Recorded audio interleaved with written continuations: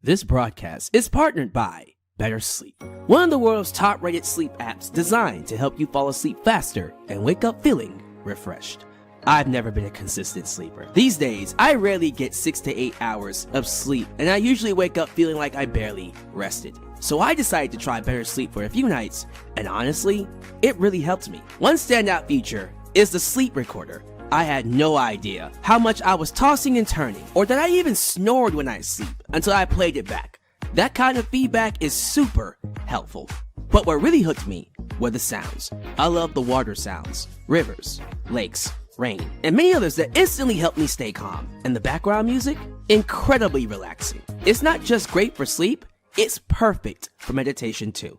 You can mix and match over 300 sounds and create your own vibe, whether it's white noise, ASMR, or ambient soundscapes. So if you're like me and you struggle with sleep, head over to trybettersleep.co/Alex and start your 7-day trial for free.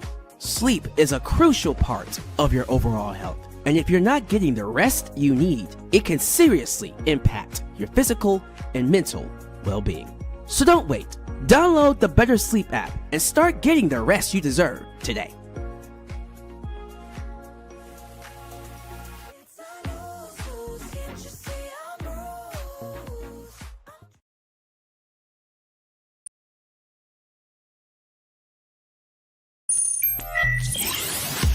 You have entered Alex's world, a safe space for wrestling fans like you.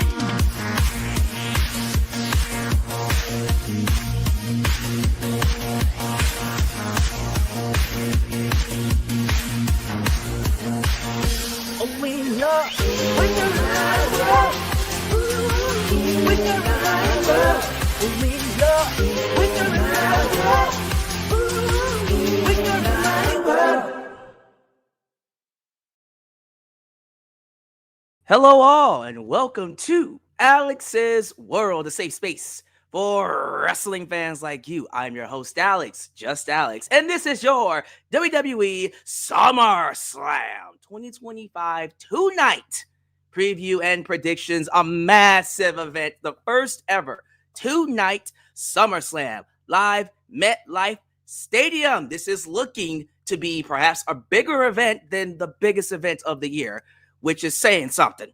We're going to have a nice host, Cardi B, and a lot of other celebrities, Jelly Roll, and maybe even a few other surprises to show up at this big event. Hopefully we have a certain Final Ball show up. We're going to definitely get into that.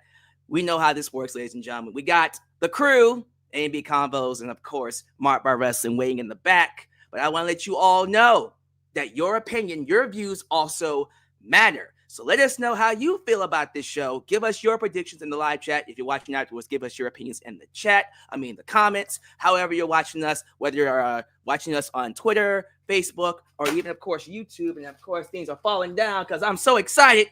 Ladies and gentlemen, I'm excited to bring our guests aboard. You know them. That's the Coalition. I don't want to waste any more time. Let's not waste any more time. Let's bring aboard the man with the plan, Marked by Wrestling, and of course, the premier reaction channel here in the YouTube space, A&B Combos Wrestling Edition. And this is A&B Combos Wrestling Edition. Ooh, yeah. Dig it! Mega powers have once again combined because we're here to talk about SummerSlam. Well, we don't know exactly what we're dealing with here, man. This could be a whole explosive situation, dude. Wait. I'm sorry. Are we doing Hogan here? I don't know. Rest in peace. Rest in peace. That's appropriate. I've been thinking about 2 nights of SummerSlam, and I got some predictions. Yeah. Ladies and gentlemen, let's run it down. We got my boy A. He's standing tall. He's looking good. He ought to be in Hollywood. We got my girl B. She's got style. She's got finesse. And she's better than all the rest. And then we got the man with the plan, Steven Sanchez. And he's marked by wrestling. I'm going to take these glasses off. They make my face look fatter than normal. All right, let's go. All right. How we feeling, everybody? How you doing over there, A? I'm hanging in there. I had a situation earlier, so can't really get into all that right now. So I'm coming from parts unknown, aka a bed. But B is in the studio, but I'm here. We're ready to rock and roll, man. Thank you for having us again. How you doing over there, B? You good? I'm good. I'm ready to SummerSlam, baby. And of course, marked by wrestling, man. How we feeling over there? We're good. We're good. We just wrapped up a live stream of NXT, which you can find with Marked by Wrestling every Tuesday night. And man, stacked is right, dude. We got plenty of matches to talk about, and there's a whole lot of potential this weekend. So I'm ready to get into it. Before we even get into it, we got to stomp really quickly for A and B combos. As you guys know, these guys are climbing. They are growing big. Last I checked, they are sitting at 36,000 subscribers on the way to 40K. So guess what we're going to do? You're going to go to that shout out in the description box and help them get 40K, perhaps by SummerSlam. It'd be really, really nice so we can make that happen. And then That would be cool. Marked by Wrestling, I just checked this out, is almost at 10K. What? Yes, sir. Wow. Ladies Awesome. and gentlemen, we uplift people. We be uplifting people here in Alex's world because we only work with the best.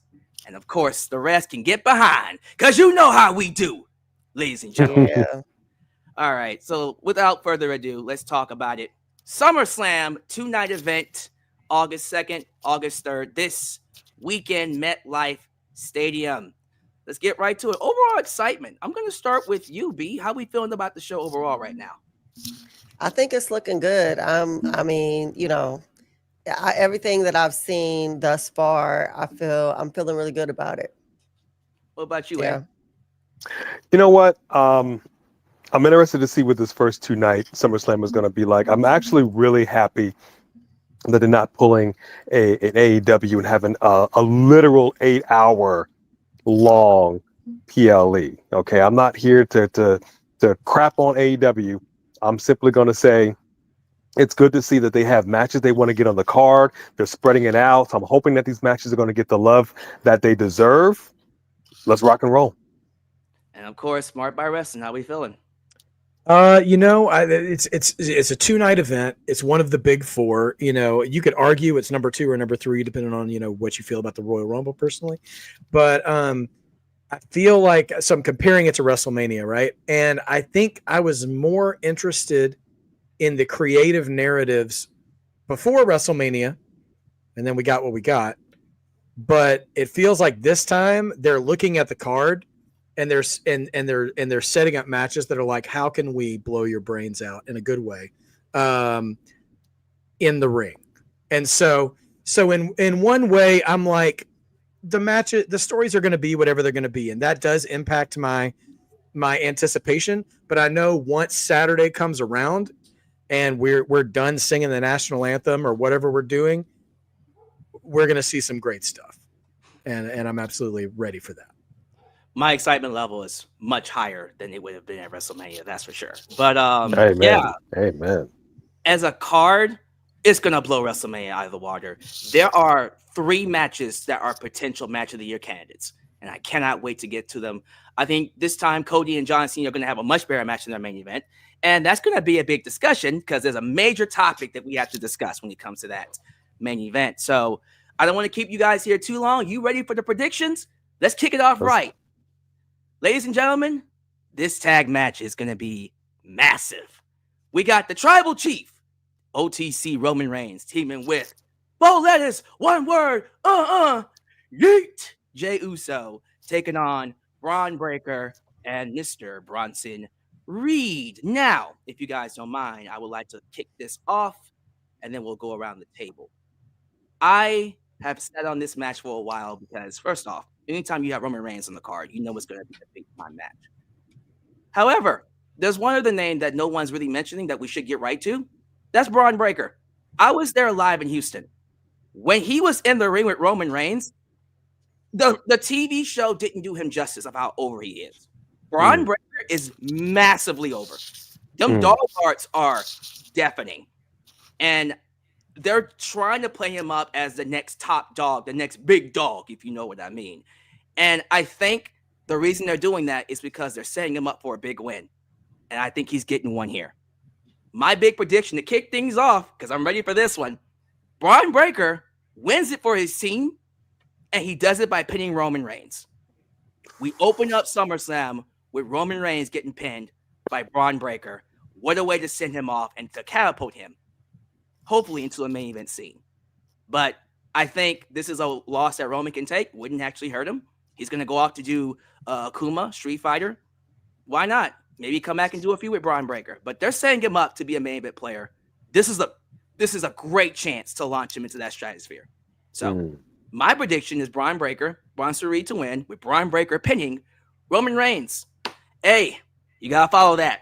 How we feeling about this match? Okay, look, first and foremost, let's just go ahead and let's address the elephant in the room. Okay, I'm going to keep my answers as succinct as possible. We all saw, we all witnessed, we all know how it went down on Monday Night Raw. I've watched wrestling for decades. I was no higher than a butterbean. I've seen a lot of stuff.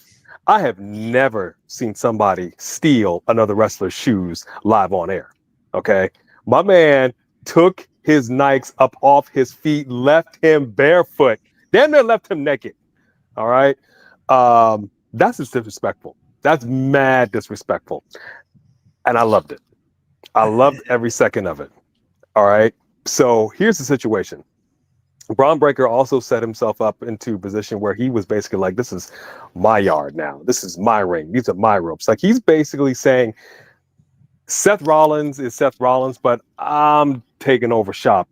And he did it well. He said he had a plan. He executed that plan and destroyed the bloodline. I hate to say this because I would very much like to see the bloodline get this win, but I think the momentum is not only in favor of Rollins Angels. Yes, that's what I'm calling them, Rollins Angels. But I also feel that they need this win to solidify them, because the reality is when Seth Rollins got injured, I could be wrong, just Alex, maybe I am, and if I am, please correct me. When he got injured, obviously things changed. He had to course correct a little bit. And I feel like Roman Reigns might have had to come back just a smidge earlier than they originally intended, because it needed some star power in there, which is fine. That being the case, Rollins Angels have to be in a position to stand on their own as a tough, hard-nosed team that can do it without Seth Rollins. I think they demonstrated that on Monday Night Raw, and they absolutely need to demonstrate that at SummerSlam, one of the big 5 PLEs. And so I agree with you, just Alex. I believe that Rollins Angels is, in fact, going to get this win. And it very well could be Braun Breaker getting the pin on Roman Reigns. I think that makes the most sense. Before I move it over to B, we got a massive super chat from your World Super Chat champion, Hollywood 3 Dickless. Hey, if you wouldn't mind doing the honors of reading the super chat. I would. I'm on my phone. Unfortunately, I can't really read the chat. Oh, wait, I can see it. Okay, it's on the screen. Hang on. All right. Well, let me tell you something, man. A, B, double S. Come with it tonight, man. I'm pumped, brother. Hey, you're going full carnivore tonight, dude. And once I'm done with you, Jack, and what you're gonna do when a little bit of the meatball man runs wild. Oh, brother. Of course, in tribute to the Hulkster. Well, B, how we feeling about this match and who you got winning this one? Now, this is just a regular match, right? It's not like a no DQ. It's just a regular old, just a regular schmegular regular old match. Okay, I'm gonna have to disagree with y'all, homeboy. Uh-oh. I think Wow. that Still my catchphrases. Yeah. Well, I mean, you're not here to do anything about it in this room, so you know. She said, "Come steal my sneakers." Come on, right? Come on with it. Because I feel like I don't think Roman will have a problem putting Braun over, but I don't think it's going to be yet. But I think that they're going to win by disqualification. I think that Bron and Bronson are loose cannon. They don't listen. They don't care about rules. I think they're going to be out of control, so they'll still look strong. And they may even steal his shoes again. But I do think that the victory will come out with Roman and Jay. But it will be like DQ. Okay, how we feeling about this, Mr. Marked by Wrestling? Ooh, okay. Lots of good points being shared around. First of all, everybody needs to be afraid because the Steiner has just now figured out how to cut a promo in WWE. Mm-hmm. Oh man, yes sir. And what that man did in that gauntlet match and talking smack in between falls was something that the old man allegedly never really let talent do. I saw Bron doing, which is talking into the camera during a match, which is something Daddy and Uncle Big Papa Pump used to do all the time back in WCW. This man is finding his voice. And also I want to point out as well in this ascent of Bron Breakker that's happening. Paul Heyman did not ask him to take over the leadership role. Paul Heyman has been saying he is the future. And Bron Breakker is saying, this is my bike. Damn. Bron Breakker is saying, this is my faction now. Yeah. So we've already got seeds planted for when a young man's knee heals up again, of being like, this isn't your house, this is my house. And so I'm looking forward to that, but I'm getting ahead of myself. Yeah, he's making the plans, he's doing all that stuff. Roman Reigns is not I do not see him as a selfish main eventer star, but I do not believe that man got his sneakers stolen on Monday so he could lose on Saturday. Amen. Roman and Jay are winning this match. Okay. But Bronson Reed is going to take the pin. Okay. Oh, wow.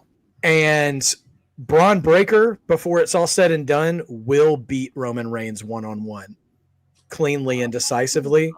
And it will become WWE canon that he has the best spear in the business.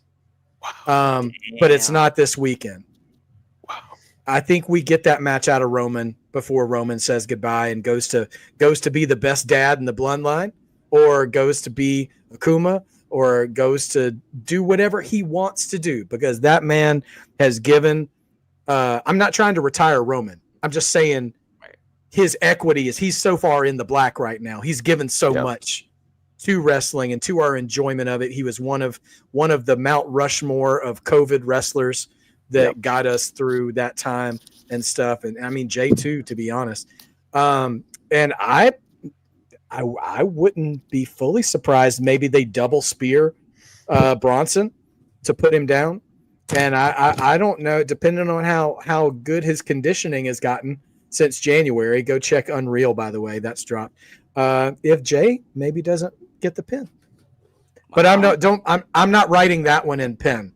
I'm just saying our bloodline boys win, and I do think it's because Bronson takes the pin. I think they protect Bron Breakker that way, and he will get his revenge somewhere down the line for all the reasons that you guys shared. I mean, because he's going to be that guy. Wow. So we're split 2 for the bloodline and 2 for the bronze. Let's see who wins this weekend. As the reigning coalition prediction champion, by the way, for all of our coalition. Speaking of, are you keeping track? Yes, sir. Okay. All right. Because we got championship, and I'm just Alex wants in on this too. So we got prediction championships to give away. Oh, so, if we want to put Alex on this one, don't worry. I'll get Alex in here too. I'm in. Right. Let's do it. Okay. He's gonna be like a TNA talent, gonna come and steal our title. Oh, this is a lot more interesting. You bigger than TNA. You bigger than TNA, Alex. No, nothing personal. I appreciate it. All right, let's move it along, ladies and gentlemen. Let's keep it moving. Ladies and gentlemen, the next of 3 tag matches on night 1. Jesus Christ. We have the women's tag team championship. Judgment Days, Roxanne Perez and Raquel Rodriguez taking on the unexpectedly popular Charlotte Flair and Alexa Bliss. So a little backstory about this particular tag team.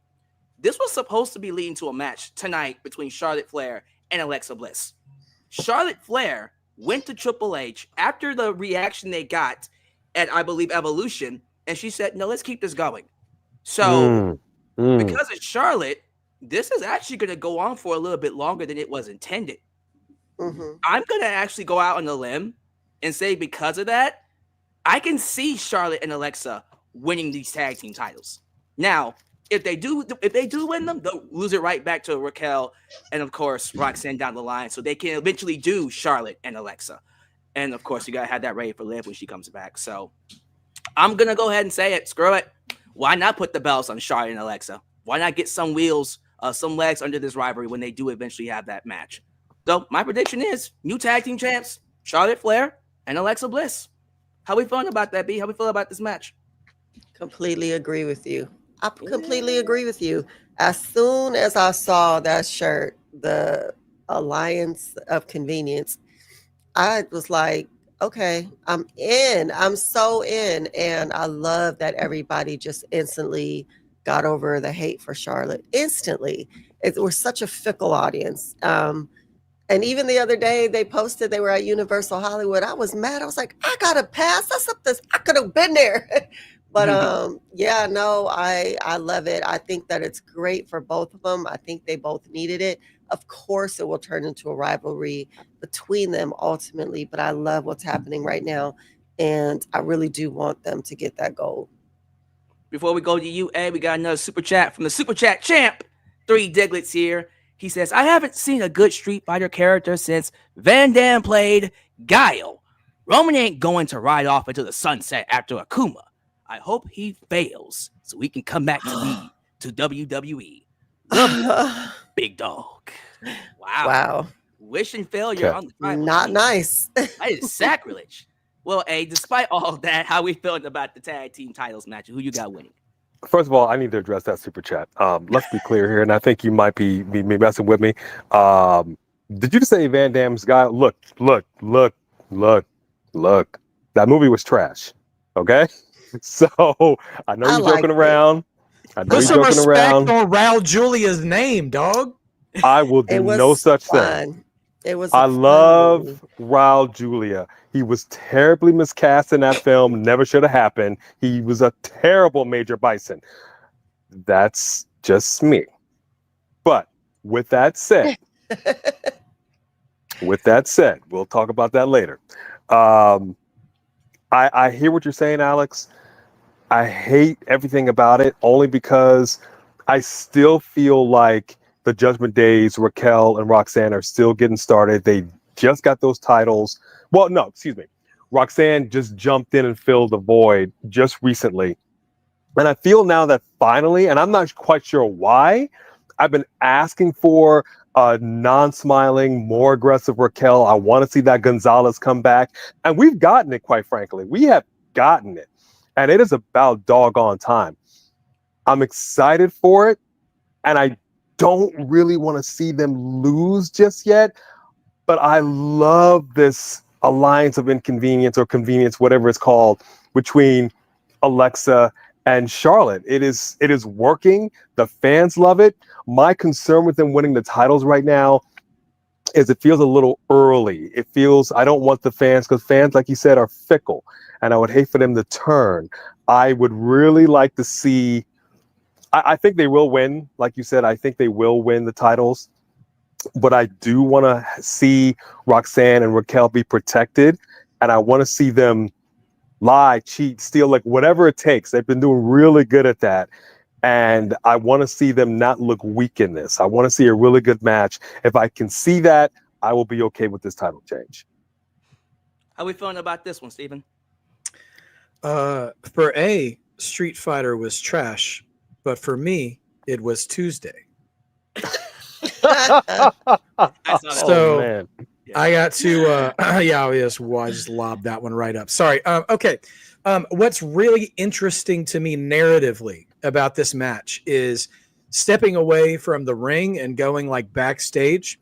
You have a sort of an epic matchup of pivoting to crowd reaction versus what is clearly a long-term plan.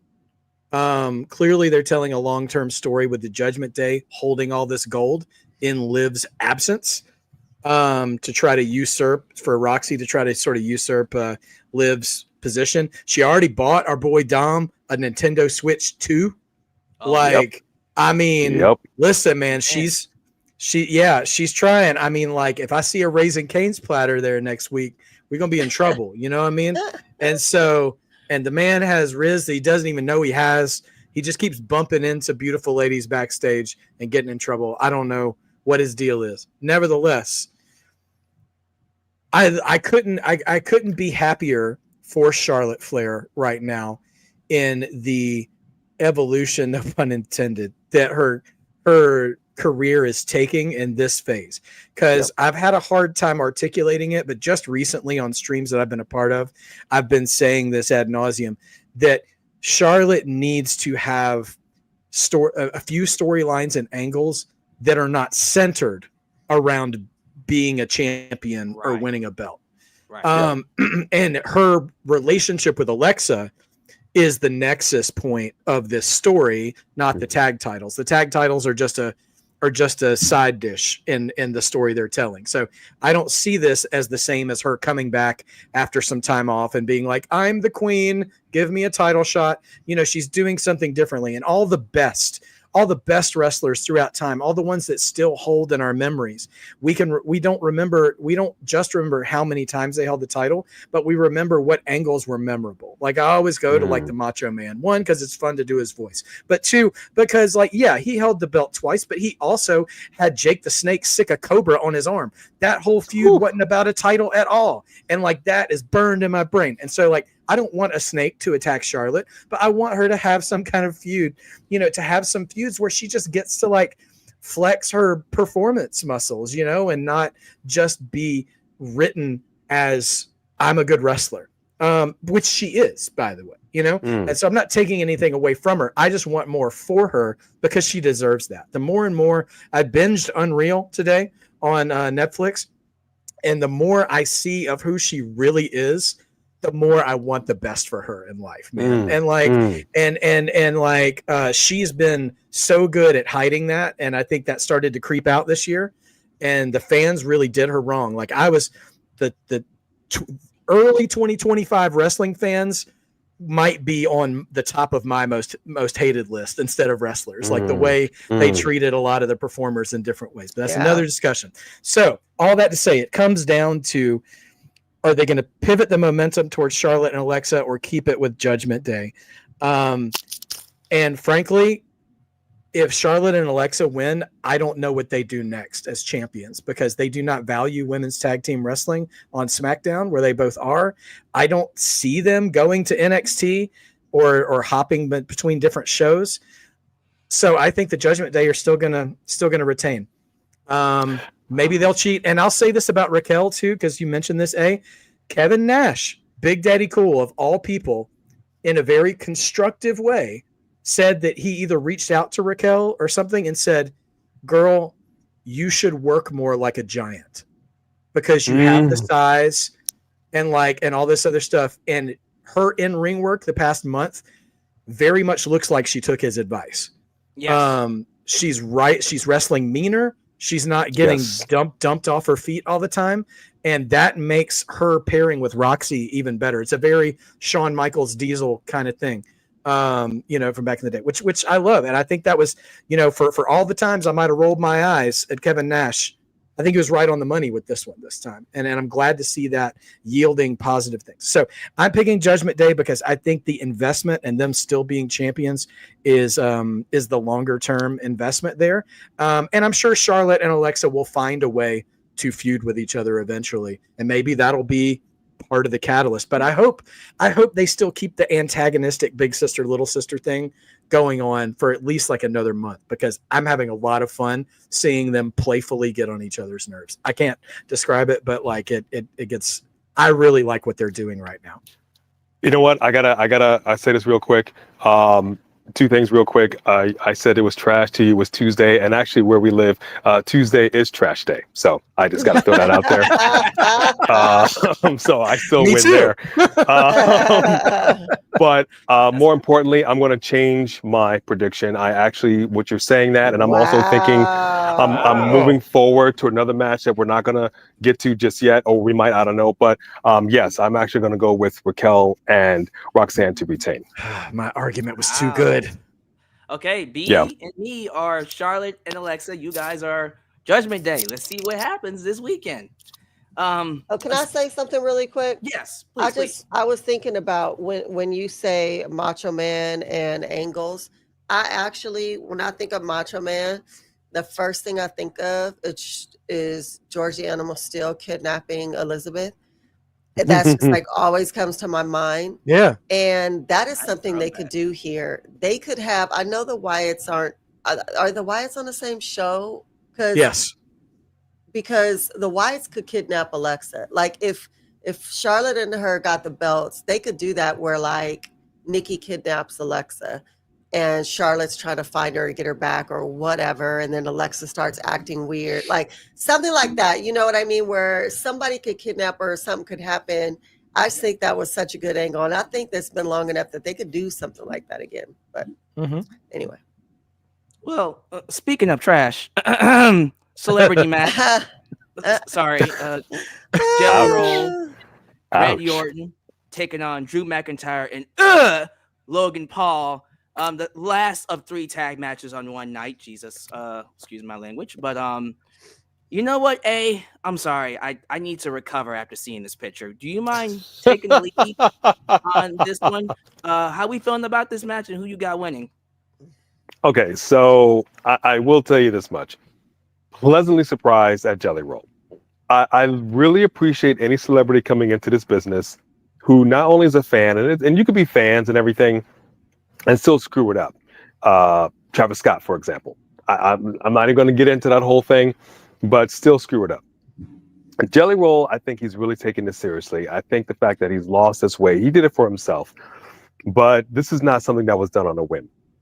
It's bizarre, quite honestly, but they've done this. They've been doing this since, what was it? Marked by Wrestling. WrestleMania 2, was it with Cyndi Lauper? That was the first one, brother. The first one, first WrestleMania? First WrestleMania. So, wow. There's precedent here for bringing in this kind of star power. He brings in millions and millions of fans. And the fact that he's really taking it seriously, and I've been watching him, he demonstrates that he's a hard hitter. He's not doing these Schwarzenegger punches. He's not phoning it in. I really appreciate that. I saw an interview earlier. He said after he came out this last time, he went to the wise man and he asked for some advice. And he says, anything that I can tweak, anything that I can do, what do you think? And he says, do you want me to be a nitpicky bastard, or do you want me like? He says, yeah, absolutely. And he was telling him about his promo. So I'm really interested to see how this is going to go. I'm concerned because he's not a pro wrestler. Yeah, he's been training. He can't move like a pro wrestler. He's a big guy. We've seen big guys, but he's not been doing this any length of time to move like a Jacob Fatu or something, or even a Viscera. You know, Viscera was gigantic, and yet he could move in that ring like you wouldn't believe. So even Yokozuna, 600 pounds, and still could run the ropes. I'm not expecting that. I think it's a little ridiculous, quite frankly, to have this celebrity thing going on, but it is what it is, and I'm okay with it. Only because you gotta kind of have to do it. With all that said, at the end of the day, it should be Jelly Roll and Orton for the win. However, there's been a lot of stuff going on with Drew and not being able to make it out and whatnot. I think Drew needs to win. I think Logan Paul. Sorry, I almost opened my mouth when I said that. Needs to win. I know, right? I apologize. But he does. I think they do, and I think that Orton and Jelly Roll can take the loss. That's my prediction. Well, before I go over to Marked by Wrestling, of course, the Super Chat champ has something to say about that. He says, when is WWE going to plow that trash, the trash that is Paul Logan and the rest of the celebs out of the ring? I get a match of Mania or whatever, but every damn pay-per-view? I miss Vince and the product of his seed. Shake my head. TMDR. Too much information. Too much. Well, that's why I love you, Diglets.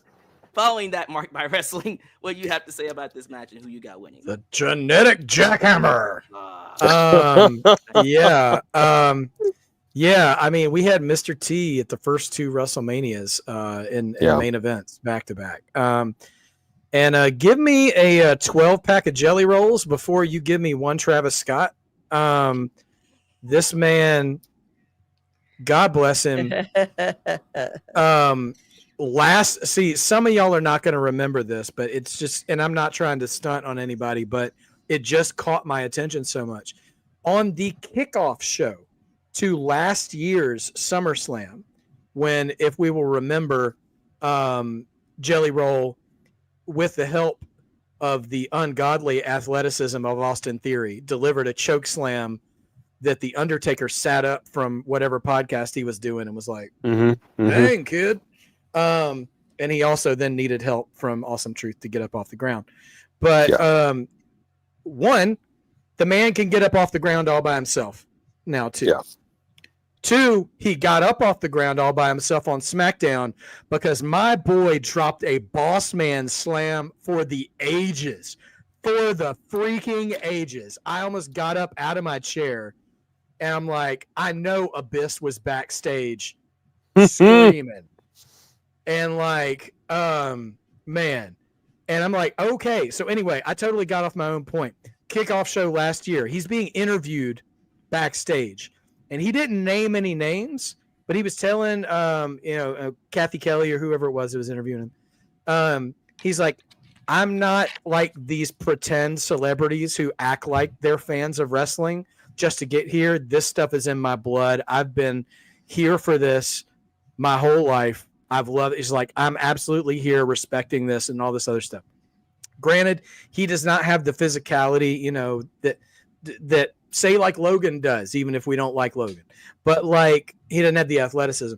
But man, I trust that he knows his limitations and will do right by. And listen, if you're going to put anybody with him to make sure he's going to his limits without surpassing them, Randy Orton is the encyclopedia of exhibition wrestling knowledge of like, I will work with you in the ring. I will make sure you look good. And so that's a great pairing. Also, for all the celebrity crying, number one, and I'm not going to make anybody feel bad for not liking that. One, I've accepted celebrities will always be a part of wrestling. The bigger the show, the more likely we're going to see them. Number two, if they're going to be on the card, this is the perfect place for it. It's in what you can advertise as a high profile match, but is not actually a high profile match that's going to, impact any of our stories. This is not Travis Scott ruining the world title match in the main event of WrestleMania. This is not Lawrence Taylor, who was better than we give him credit for, main eventing WrestleMania with Bam Bam Bigelow after Shawn Michaels and Diesel stole the show. This is, so you have a marquee match that you can stick right in the middle of the card and then wash the crowd's mouth out with a banger right after that, if you want to. Like, and so like, or it could steal the show in the middle of the show and be like, dang, that was better than it should have been. So like, I think this is the best situation we have for putting them in this match.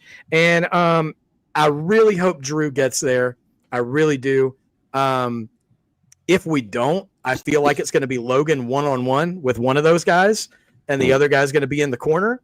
And at the end of the day, I feel like Jelly Roll's putting himself out there enough not to do the JOB. So give me Randy and Jelly on this one. I can't see that happening, especially if Drew can't make the show for some reason.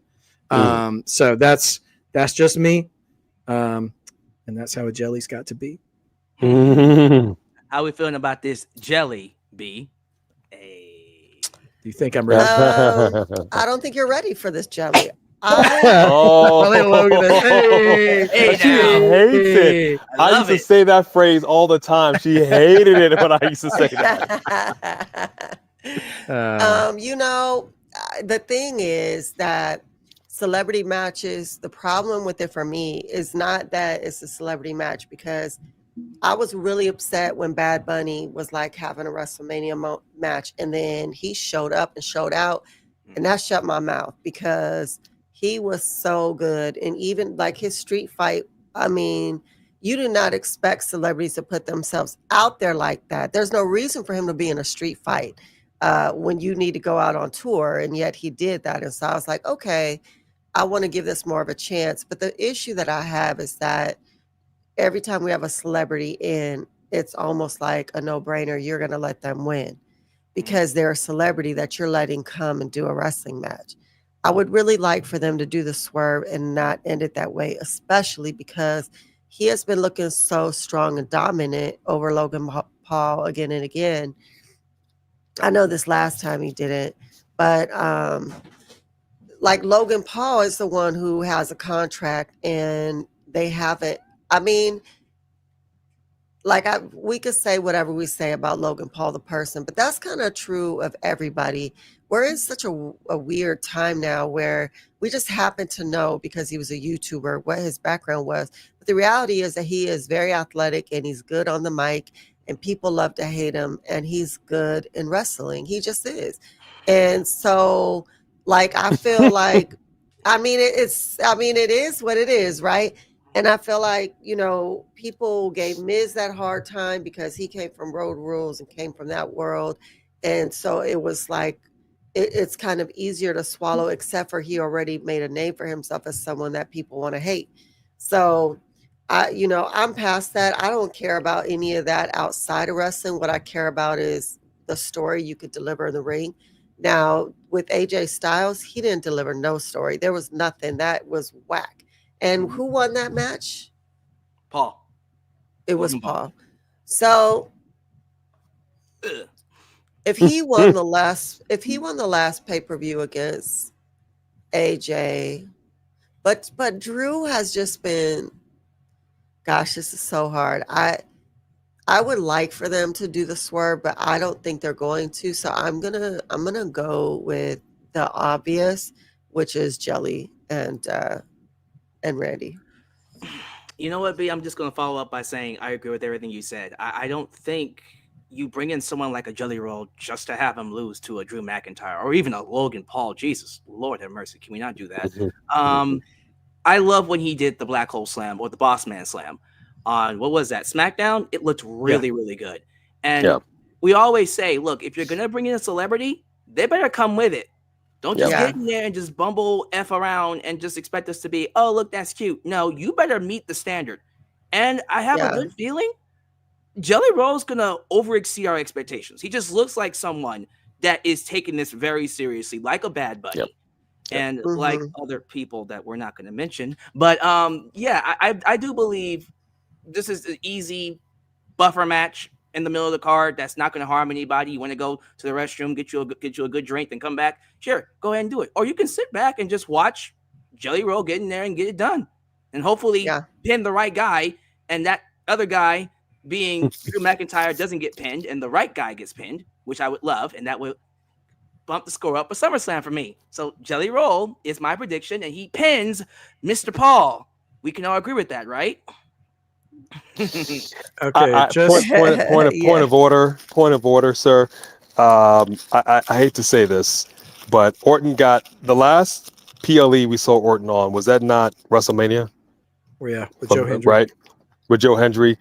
We all know how that went. This is another PLE that I do not believe Orton's going to win. I think it has to be the flip because Jelly Roll, WWE's all in. Their chips all in on Jelly Roll. I think we've established this. Jelly Roll will have a lifetime of work with the WWE if he wants it. He ain't going nowhere. I gotta say Logan and Drew on this one. Okay. Well, okay. So I'm sorry. I was just going to recap real quick. So A had Drew and Logan. I said Randy and Jelly Roll. Alex said Randy and Jelly Roll. And B, you said Logan needs a world title push. Is that right? I think he will. Just kidding. Just kidding. I know you said Randy and Jelly Roll. Alex just threw up a little bit. I'm just teasing, testing everybody's gag reflex in the chat. He threw up a little bit. Oh, somebody get him some mouthwash. Sorry. Anyway, you know what, B? I think this is an appropriate match for you to kick things off because it is the women's championship. Tiffany Stratton will be defending her championship against the chosen one. I kid, not really. Jade Cargill. Jade Cargill has had quite the run this year. That amazing return at Chamber, her feud with Naomi, and of course her win at Queen of the Ring to get this match. But B, the question is it time for Jade to be your new women's champ? What do you think? Um, Uh-oh. whether or not I think it's time for her to be it and whether or not she's gonna be it are two different things. They are all in on her. They have been from day one, and I totally believe they're giving her this title. I don't think that Tiffy's reign has been. I don't even think her title run has been as good as her Money in the Bank run was, but it's okay. But they're all in on Jade. I think they're ready for Jade to represent them, to wear that belt. She looks like a gladiator, and I think that they've been pushing her this far, and they're going to push her all the way. Wow. So we're going all in on Jade, right? They are. They are all in on Jade. Big difference. I didn't say shit. Yeah. They are. I feel like she could be the future, but I don't think they needed to push her before she was ready. But I think she's been doing better. I've seen improvement. But you don't want to be like, oh, let's give her the champion because I've seen improvement. That's not a great, like, you know what I mean? You got Stephanie Vaquer over here, and you're not like, oh, she's getting better. You're like, oh my gosh, this is the most amazing female wrestler we've ever seen in our lives. You can't even deny that. And like, that's who you put a belt on, not somebody who, well, she has to look, we want to make this work. Okay, follow-up question. We know she's involved in this storyline with Naomi and Bianca. Do you see Bianca getting involved in this match? Yes or no? Not with that finger. From what we understand, her finger did not heal correctly. And so I don't think she's cleared to get involved. Oh, so you just think that finger might just, if she is turning, it's probably not going to happen tonight because of circumstances. Right. Well, before I get into what she just said, let me read this super chat from the super chat champ, 3 Douglas once again. He says, you know what Logan Paul reminds me of? Reminds me of when Jim Ross was pressing John Morrison for not knowing what a spinneroonie was. Not really being about the product. He can run, jump, and do it all. But does he love WWE? I don't know if Paul is about it. About it. I know you didn't just talk crap about John Morrison. Oh, you tripping. Oh, my Lord. No, you didn't. Let me you did. Let me pick up where B left off really quickly because, look, yes, Jade is the chosen one. I said that in jest, but let's be real. You know they want to give her that top spot so much, but I think it's clear to everybody. You don't even have to be a smart wrestling fan to know this. She's not all there quite yet. She has the look and she has the presence. Personality, yeah, I'll give her that too. But when that bell rings, it's not there. And that's important. We're talking about her being the top champion in WWE. This is the WWE Women's Championship. That's a spot reserved for the best. Do I believe Jade will be there one day? 100%. But the idea of Jade calling her own matches and leading her own matches and her own feuds, that gets me very terrified and scared for that women's division. And I feel confident in saying that right now is not the time to do it. So although Bianca Belair is hurt, that's not saying she can't get involved in this match somehow, some way. I do believe the plan is to do Bianca and Jade. And I think that needs to happen first before we think about putting this championship on Jade. She needs to prove herself and establish herself as someone that can carry this division. The only way to get that done is that she proves herself in a feud with Bianca Belair. So I don't think this is the time for it.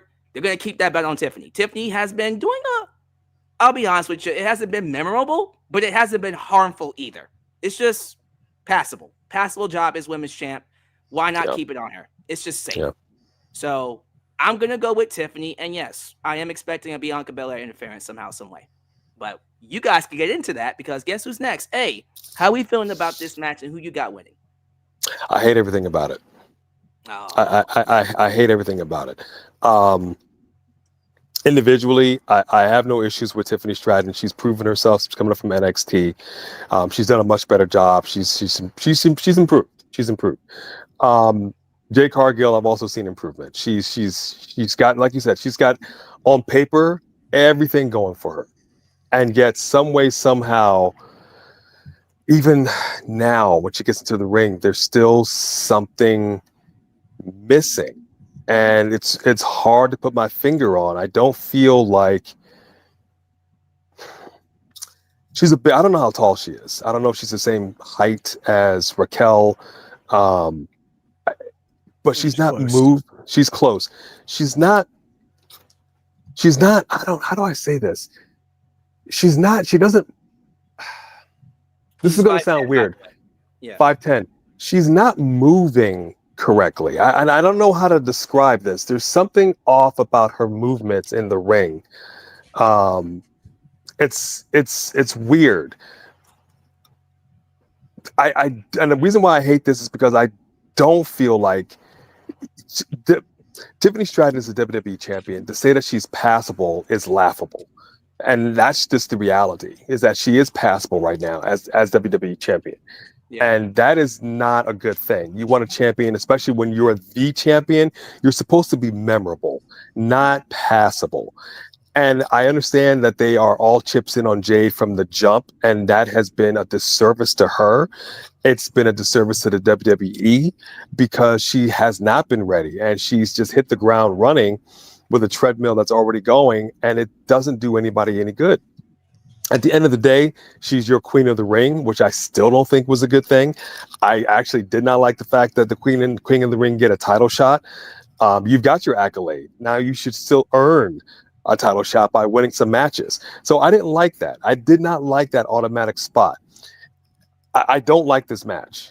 I don't like anything about it. But at the end of the day, I do not want to see Jade Cargill become the WWE champion right now, because to go from passable to barely passable, that's not a good look. It's just not. And I know they like to thrust people in a certain position to say, okay, they'll rise to the occasion. Sometimes you will, and sometimes you don't. And it's 2025. We're coming into late 2025. We're still saying that Jade is just okay. That's not okay. She should not win the title. And you can still do this win for Tiffany and protect her, like you said, Alex, by interference. For whatever reason, they have not brought back these two like they did with the Kabuki Warriors. Asuka was out for an extended period of time. Even Kairi Sane was out for an extended period of time. And yet the Kabuki Warriors are once again a thing. They have not brought back the Guns and Buns of the Navarone. And I don't know why. If the game plan is to ultimately have these two collide, then it needs to start, and it needs to start at SummerSlam. If my concern is, like you had said, we saw a thing with Bianca saying my finger is still, it's healed, but it can't bend. You can't wrestle with a finger that can't be bent, otherwise it's going to break again. It was taped up when she refereed. So I don't know what kind of condition she's going to be in, and I don't know if whatever it is that they're going to do is going to look awkward. But I do feel that there will be some kind of shenanigans. To what degree, I don't know. But I think the shenanigans will cost Jade the match, and that's the way it needs to be. Before I go to you, Mr. Mark by Wrestling, we got another super chat by the super chat Woo! champ. He says it straight up. Jade takes it, and it makes me sick, honestly. Man. Plow. He said, plow these AEW people back to AEW. Punk, Rhodes, Jade, Monroe. What? Monica Monroe. It was a Monica botch that he Monroe. made. Yeah, Booker T. Blake Monroe. Got it. Yeah. Yeah, he kept calling her Monica. Oh my gosh. Which What- Blake called him out for tonight, by the way. Was pretty Did irritating. she? Oh, Yeah, that's she did. Thank you. terrible. That's terrible. Thank you. You know what, Mr. Sandridge, of course, Mark by Wrestling. Yes, You're hearing sir. all this stuff. I mean, where's your head at when it comes to this match? Be honest, man. How we feeling about it? Real quick, B, who was your prediction again? I didn't write it down. Or did you- Oh, Jade. I think You that said they're- Jade. Okay, I think they're all in on her. gotcha. All right. And Alex, you said Tiffany? I said, And you said Tiffany as Tiffany. well? Yes. Okay, gotcha. All right, well, let's see if I can get you some comments, Alex. Uh-oh. Uh-oh. Engagement. Here it comes. Uh-oh. Nia Jax is a better world champion than both these women. Woo! Woo! He said the quiet part out loud. Woo! Because He's right though. That's Yeah. why I Not was wrong. shocked. Because when Yeah. she sits on a woman, I believe it. Yep. When she comes out there shaking her head at the camera saying, all y'all think y'all are champs, but you can't step to me. I saw this woman dang near murder Lash Legend a couple of hours ago. Yes, y'all should be watching NXT. And join me for it, by the way. I need the engagement. So nevertheless, Tiffany, Alex, you touched on it before. The world champion should be for a high quality wrestler or someone who knows what they're doing, someone who can lead in a match, someone who has star power, and yet they put the belt on Tiffany, who is the most boring women's champion I've seen in years. She's not a bad athlete. Mhm. She does a good moonsault. Tell me what her character is. Can anybody in the chat tell me what Tiffany's character is since she came to the main roster? She's the Barbie other than lingerie model. She said she's a Barbie doll. And I stopped doll. I stopped watching women's wrestling being lingerie models when we left the Attitude Era. Yeah. When I got a girlfriend. So Yeah, she's glow. Brought back to life. So I'm not into Tiffany. She's got and listen, it's not the woman, it's not the person, okay? I am speaking about what creative has done with her or to her or whatever. Charlotte exposed her on the road to WrestleMania that she does not have the instincts to be the top dog girl right now. Yeah. I see Jade Cargill again, not talking about the woman, talking about gimmicks. As an Ultimate Warrior. She has an incredible look. She can do big power moves. Her very presence elicits a reaction from the crowd. Tiffany's presence also elicits a reaction from the crowd, but for a different reason. And if I've got to choose, I'm choosing Jade. If for nothing, that there is a chance, and I do mean a chance. I'm not forecasting my prediction for the other match. That if they do Crown Jewel in Australia, which they are doing Crown Jewel in Australia, if they do the same champions versus champions gimmick, there is a chance we could see champion Jade versus champion Naomi. Wow. Which is more interesting than anything else that would happen to Jade on SmackDown. Right. And I don't think, just because you're healthy enough to be a ref doesn't mean you're healthy enough to get physical in the ring. So I don't see Bianca coming back until she's ready to come back. And I do think Jade's been getting better. Not enough for me to defend her honor as some sort of elite wrestler or anything like that. But she also had some time off due to injury or just being written off TV. I'm not exactly sure what it was, but she was on a windshield of a car. I know that much. Nevertheless. So calling Jade I'm calling Jade for this match, and maybe I go get a snack. I don't know. Ladies and gentlemen, if you got some thoughts about what Mr. Mark by Wrestling said, you can go tell him on his channel in the description. He'll be waiting for y'all want to hate on Nia, but that just tells me you don't know ball. I'll say it right now.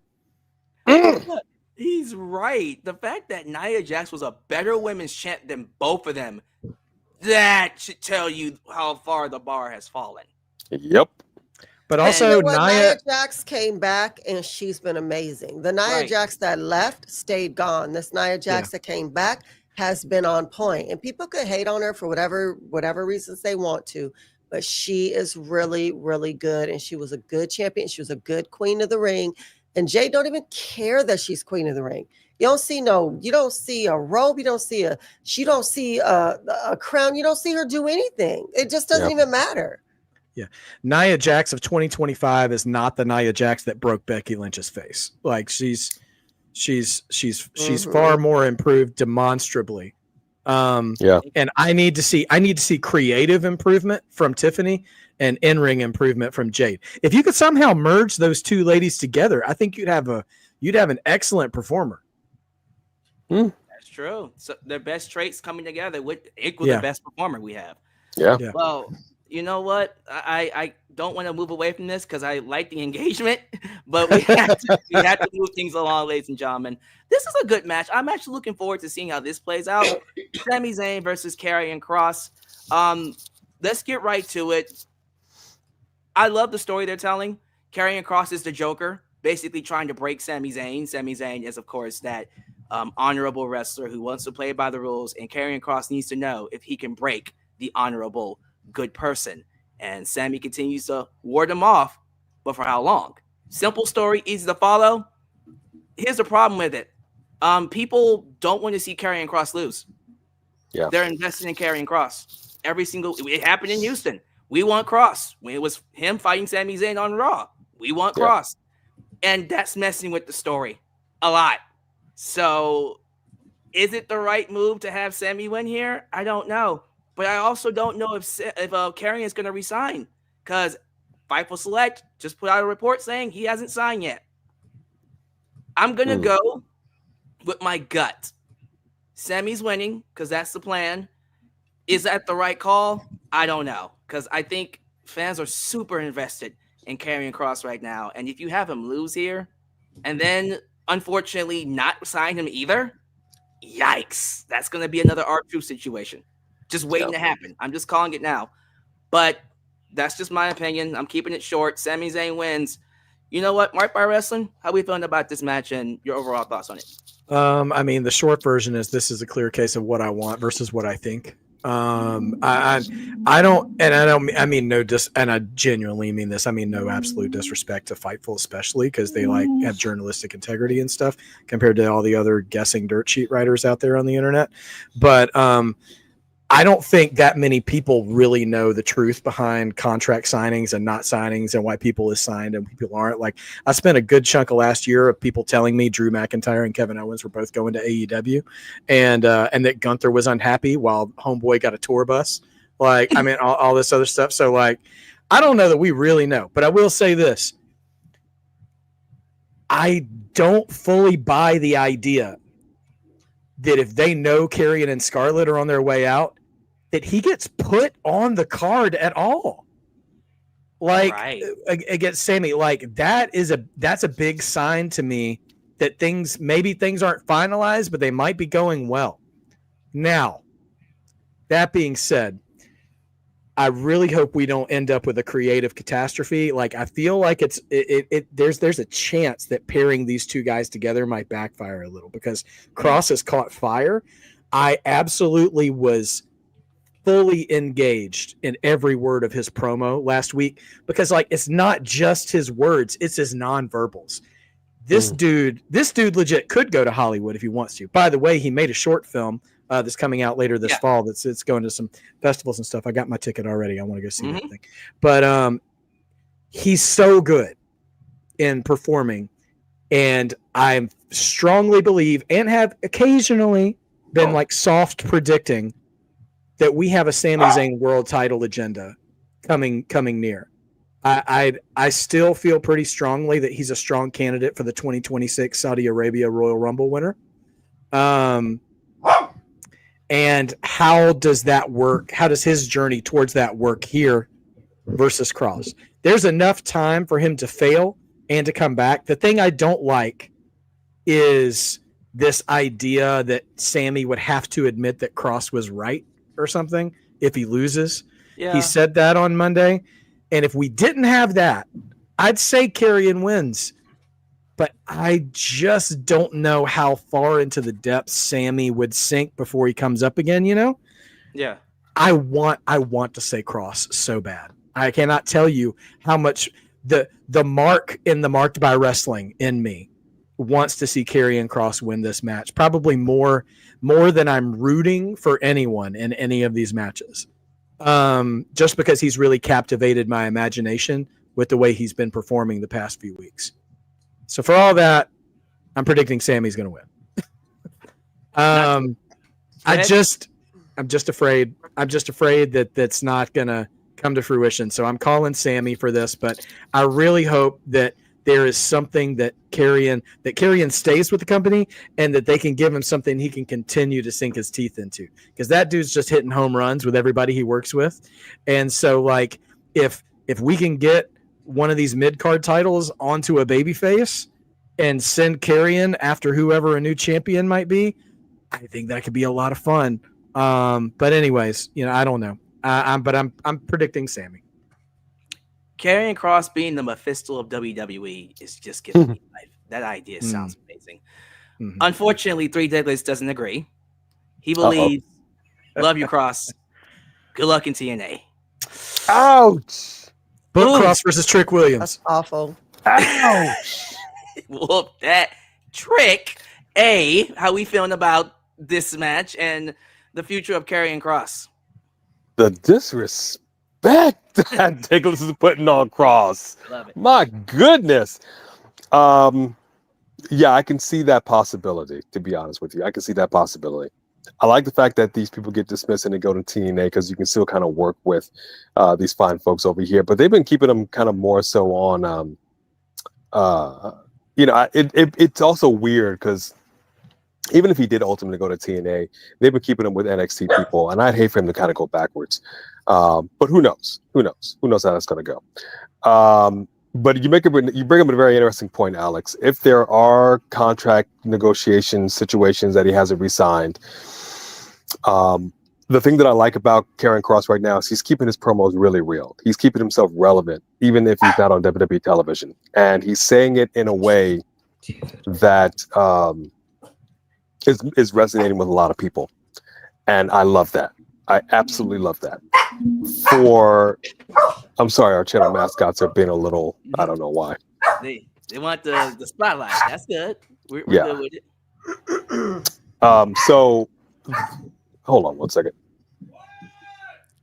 He didn't even mute himself. I did. I'm actually resonating on your microphone. That's funny. Yeah. These dogs are not getting no kind of chill right now. So that's funny. No. I got a dog who's trying to mess with my whole setup right now. Got that dog in you. Yeah. Sorry about that. So to sum up real quick, if there are contract issues, if there are contract negotiation issues, it makes sense that he's still on the card. Yeah. But he needs a win. Wrestlers want to win. Wrestlers, generally speaking, unless you're up and coming, unless you're one of these locals that are just lucky and happy to be on a show and go against somebody and you just job. Nobody strives to be the Brooklyn Brawler. I hate to say it like that, but nobody strives to be the Brooklyn Brawler. Karrion Kross is not trying to be the Brooklyn Brawler. By that, I mean, he's not trying to constantly lose. It's not good enough for him to just be on TV and lose. He's finally getting matches. He's finally on TV. He's getting some airtime when before he was getting nada, zero, zilch. But he needs to win. He wants to win. And I like the idea that he's coming up with him and it says, here's the stipulation. Just like with Becky Lynch and Lyra. Raise my hand. If I beat you, you need to say Karrion told the truth. I absolutely think that Karrion Kross is going to win this match because he absolutely needs to win this match. If he does not win this match, then that is telling to me, and I will agree with Three Diglets, it's been a pleasure knowing you. We wish you well in your future endeavors. He will not resign, and he will go somewhere else because he's not getting the respect that he deserves. He knows it. Charlotte knows it. Scarlett knows it. The fans know it. We know it. The people cannot continue to have a Karrion takeover and the WWE ignores it. He needs to win. And therefore, Karrion Kross. Didn't he beat Sami like 2 weeks ago on Raw? He did. He needs to win. He needs to win. And I'm not just talking about a match here and that he needs to consistently win. Because if he doesn't, then what are we even doing with him? Because he said it's not finished until I say it's finished. If he loses to Sami Zayn, then he's once again going to be relegated to doing backstage stuff or interfering in Sami's. Like it has to end. It has to stop at some point. We got to move on from this. We cannot just be in a feud with Sami Zayn for the duration of 2025. He has to win, and Sami has to say Karrion told the truth so we can move on from this. It has to happen. I feel like Sami saying Karrion told the truth is like Cody saying, "You know what, Rock? Here's my soul." Like I love it. I feel like it's a bridge too far as a stipulation. For me to fully buy into it. That's all. I don't necessarily think that you're wrong. I hear where you're coming from. And obviously, I'm pro Kross. Although I don't think everybody heard that in the chat. My treatise about what I want versus what I think. But nevertheless, I do think I don't know. I'm hoping that we're being worked a little bit because like all it takes is a new week of television to strap the rocket to somebody. So whether he wins or loses, you can pretty much rewrite with someone who's got the what's the stupid word I'm trying to think of, who's got the momentum with the crowd that Kross has. I mean, look what they've done to Jay. Like they've made him look like a bum, and then they come back out and he gets another encore entrance. So when the crowd decides they want you, you can speed bump yourself a little bit if you need to reset something else. So I'm just going to say, I want you to be right on that, but also to everybody else who's like, the sky is falling if Kross loses, don't give up the faith just yet. There is a way to still recover him because the fans are so behind him. But we'll see. Who knows? Take us on, B. Who you got winning? First of all, Three Diglets, stop trying to cook our dogs. What? He's all talking about throwing them on the grill. Okay, so, but I do agree with him that you can win and lose, right? I agree with Three Diglets, which I don't say very often, that you can win and lose on Raw and SmackDown, and those losses are not as relevant as PLE losses. Karrion Kross has already lost on the PLE to Sami, and for him to be doing this whole thing, like Ace said, and you need to say this, and I'm not going to let this go, and I'm going to keep coming after you no matter what, and to lose again would mean that he needed to exit because that's just stupid. And I think that people forget Sami the heel. They really do. And people are so invested in him being a good guy right now that they are comparing him to like a Cody good guy. But Cody's been a heel before too. And the reality is, I think Sami needs some freshening up. And I think that him going heel since KO is gone could lead into some really great storylines for Sami. I think that if ultimately Sami does like admit that and actually kind of joins Kross or goes, I think we could see another great character from Sami. He's given us some really great characters in the past, and I think he could give us another one. So I'm gonna go for Kross. Fair. Wow. Yes. Okay, so we got all that, Steven, for the predictions. Who did you pick, Alex? I got Sami. Okay, cool. All right, good. Yes. I think we're gonna conclude night one with one of the matches I'm looking forward to the most, easily a match of the year candidate potential. CM Punk versus the Ring General Gunther for the World Championship. And I think we can't kick it off with no one better than with the man with the plan himself, Mr. Mark by Wrestling. This is a big match. The main event of night one. Lots of implications going into it. How we feeling? Who you got winning? Honestly, a lot of this match makes me wonder how it's going to go based on the placement on the card. I believe this match is either going to be first or last and nowhere in between. I feel like we see Roman so sparingly that we're going to get that tag team match as the main event. So I think this match might lead off the show. Oh, okay. I don't care either way because, like I said, I'm looking forward to like almost every match on the card. So like when you hit me with a certain match, like I'm too old to get mad about that kind of stuff these days. Right. But I'll go ahead and release the elephant into the room that I know some people have like chattered back and forth and stuff. How hurt is Seth Rollins really? Let's get to it. Come on. We don't know. And so listen, I've watched wrestling since my first conscious memory of wrestling was in March of 1987. So I'm almost 40 years in. And I'll tell you this, the further we've gotten along in wrestling, when somebody's hurt, within 24 to 48 hours, we know what the prognosis is, and we have speculation on what the timetable for rehab is. Seth is not telling anybody what's actually wrong. We do not have that information. Now, does that mean Seth is lying?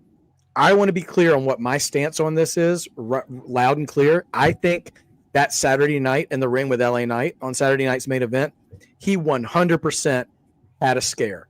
And whatever he felt was legit. And now I think whatever they know is not as bad as you think it is. Now and that's what I mean, not as bad as you think it is, because he still might need time off. But if he's like, I'm not going to be around for a while, then tell us you tore your ACL, for instance, right? Or whatever it is. And that information ain't coming out, which is really weird for pro wrestling these days. So I feel like they're not disclosing his injury, so that way they can't disclose his return timetable to make his return really epic. If Gunther and CM Punk were main eventing night one, Seth has made it his MO since Punk's come back that says, you are not going to be a world champion. I won't let it happen. But ain't no way Seth's master plan of screwing CM Punk and doing a cash-in is going to copy-paste what Damian Priest did to Drew McIntyre on the opening night of WrestleMania. Well, not the opening night of WrestleMania, but the opening match of WrestleMania Night 2. Yeah. Seth cashing in is a main event moment, and no disrespect to Damian Priest. I'm not trying to sound like that.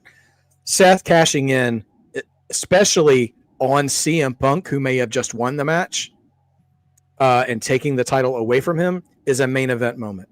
Since I don't actually believe that's going to be a main event match, and Uncle Phil, God bless him, CM Punk, has found peace in his life, and it's weird. Like it's like, yeah, it's like there's this old Don Henley song called "Boys of Summer," and there's a verse in that song that says, "The other day I was driving and I saw a Deadhead sticker on a Cadillac," which is like saying the old rebellious side of me has now grown up, Or like Rocky told Apollo, "Hey man, you and me in the ring anymore. We were growing up. That ain't us no more. We like regular people." And so like CM Punk has turned into regular people. He's out here being Uncle Phil to Roxanne Perez and Raquel and all the pretty ladies for some reason, but whatever. He's being a mentor, and he just seems okay with his booking now. Like he got his WrestleMania main event, which he'd been dying for, and that feels like the culmination of all the stuff he was just hungry for. You know what I mean? And now it feels kind of, and he's even used the phrase, "I'm a player coach," it just, I don't know. It just feels like he is content. And as a human, I'm so happy for him because I could hear the venom in his voice 10 years ago when he left, Yeah.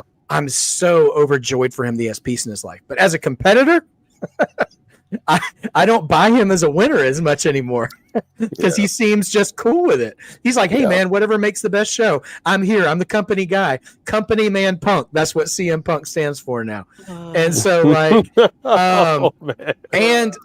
and also, and I'm not mad at what I'm about to say, I think Hunter totally sees Gunther as the old school Harley race Ric Flair NWA champion guy who is like going to have the good matches, who is going to dress down his opponents while also putting them over as a threat, which is what heels are supposed to do, by the way, and go in, chop your chest into hamburger meat and do his thing.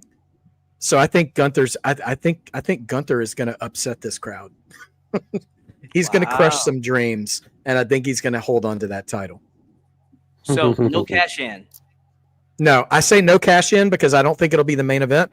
I'm not going to amend my predictions for the prediction show, but just for conversation's sake, if it's the last match of the night, then yes, I do think we're getting a cash in, but I don't think it's going to be. So for prediction tracking sake, I'm putting in Gunther. Well, just so we're clear, if you look at my notes, it literally says Punk, Gunther main event, Seth Rollins cashes in. Hey. There you go. Yeah. I think, and I've watched Seth in that injury on Saturday night's main event multiple times. Something about it it doesn't pass the smell test to me, because we've seen wrestlers get injured, and we know.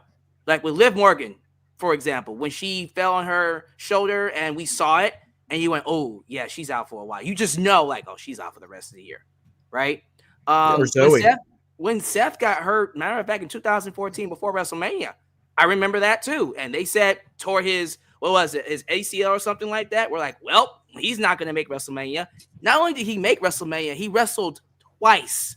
Tag match, ended the match against Drew. But we knew about it. We don't know about this one. And he did that baller run-in against Roman, too, at the end of the night. That was epic. You look here. That's a man's man. I'm going to go with my gut on this one. This is way too hot to not do a cash in. Is there a possibility that they could hold it off for later on? Maybe have CM Punk win the title here and then cash in on them? Sure.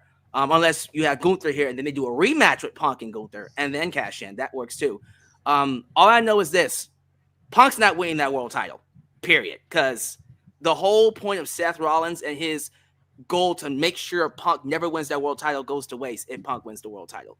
So one way or another, Seth is cashing in to get one over on Punk. Is it happening on SummerSlam?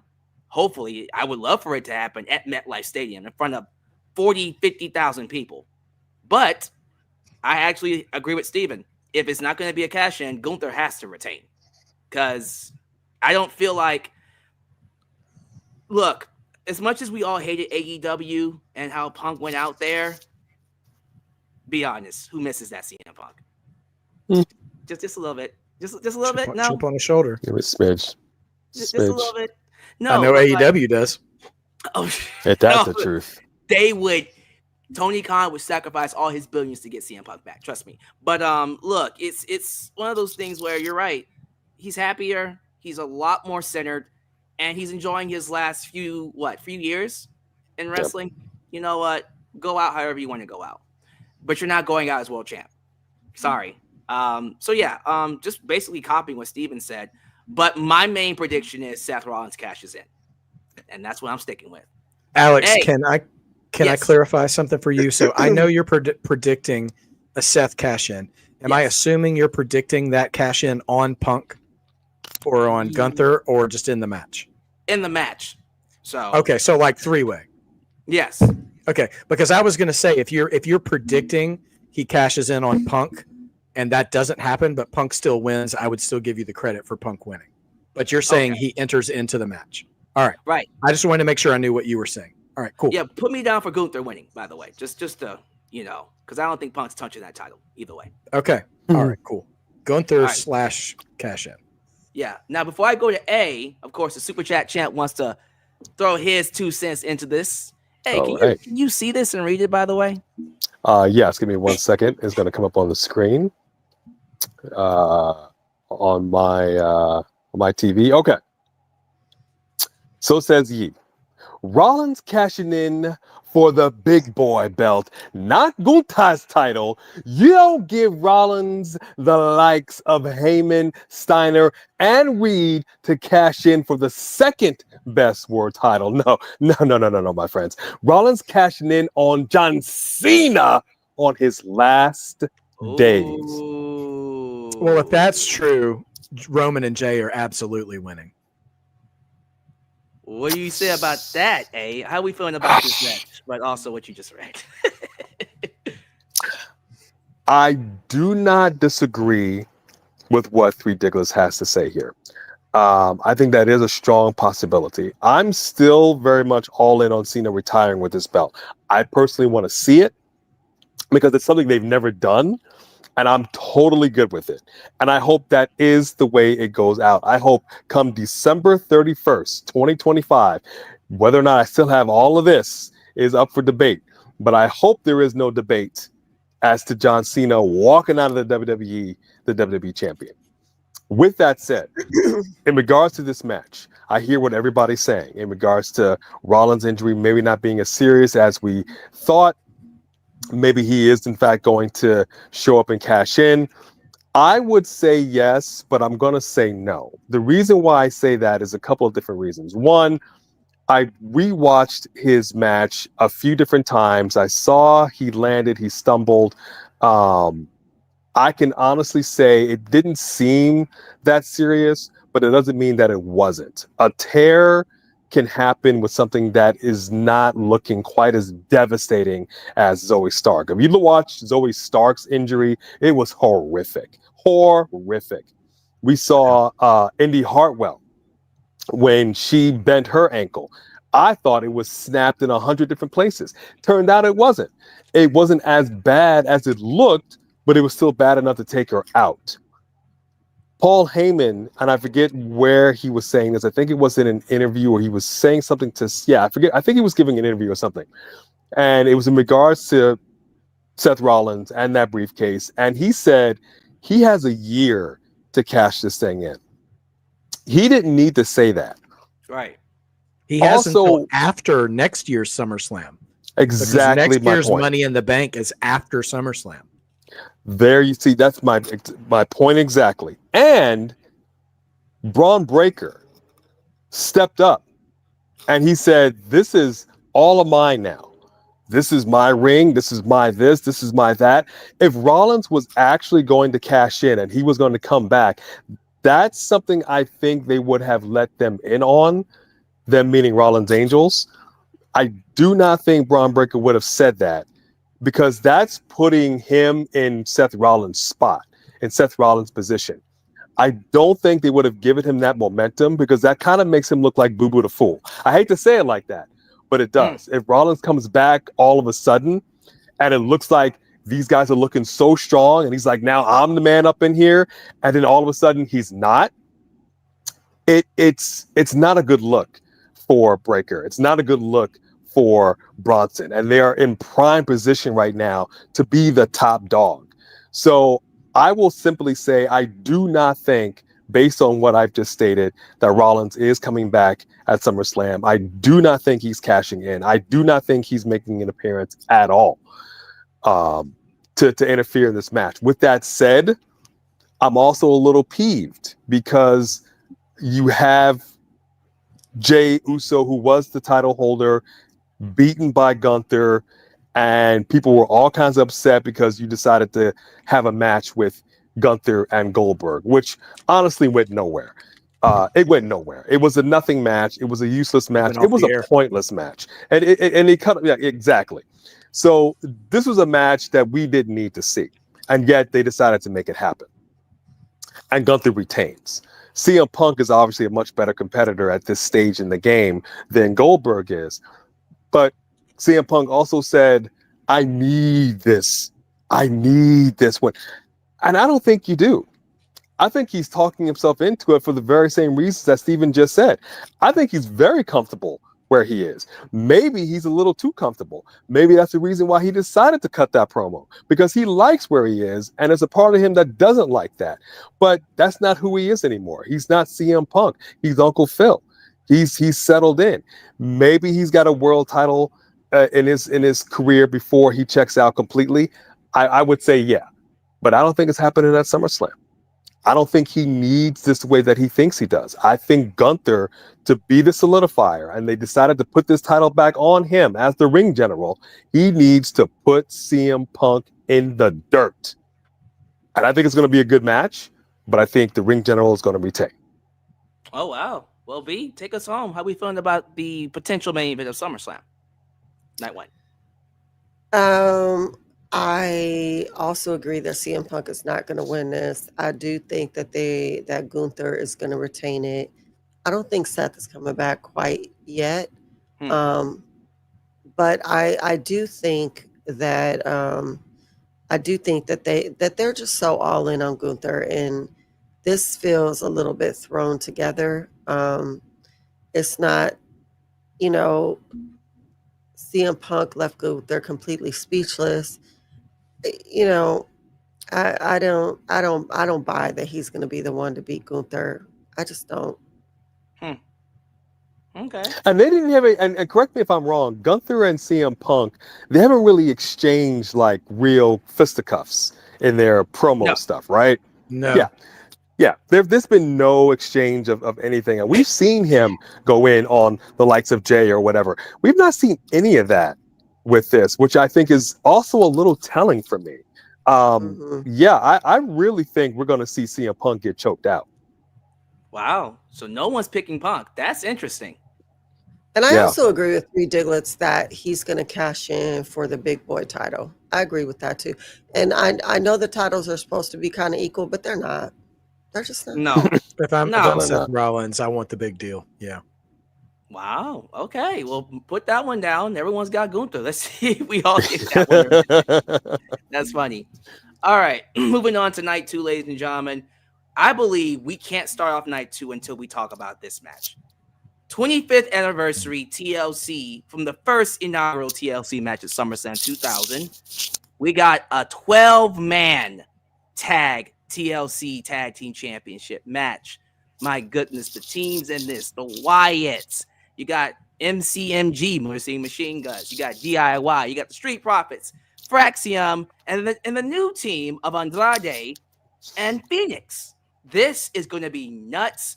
I have this marked down currently as the match I'm looking forward to the most.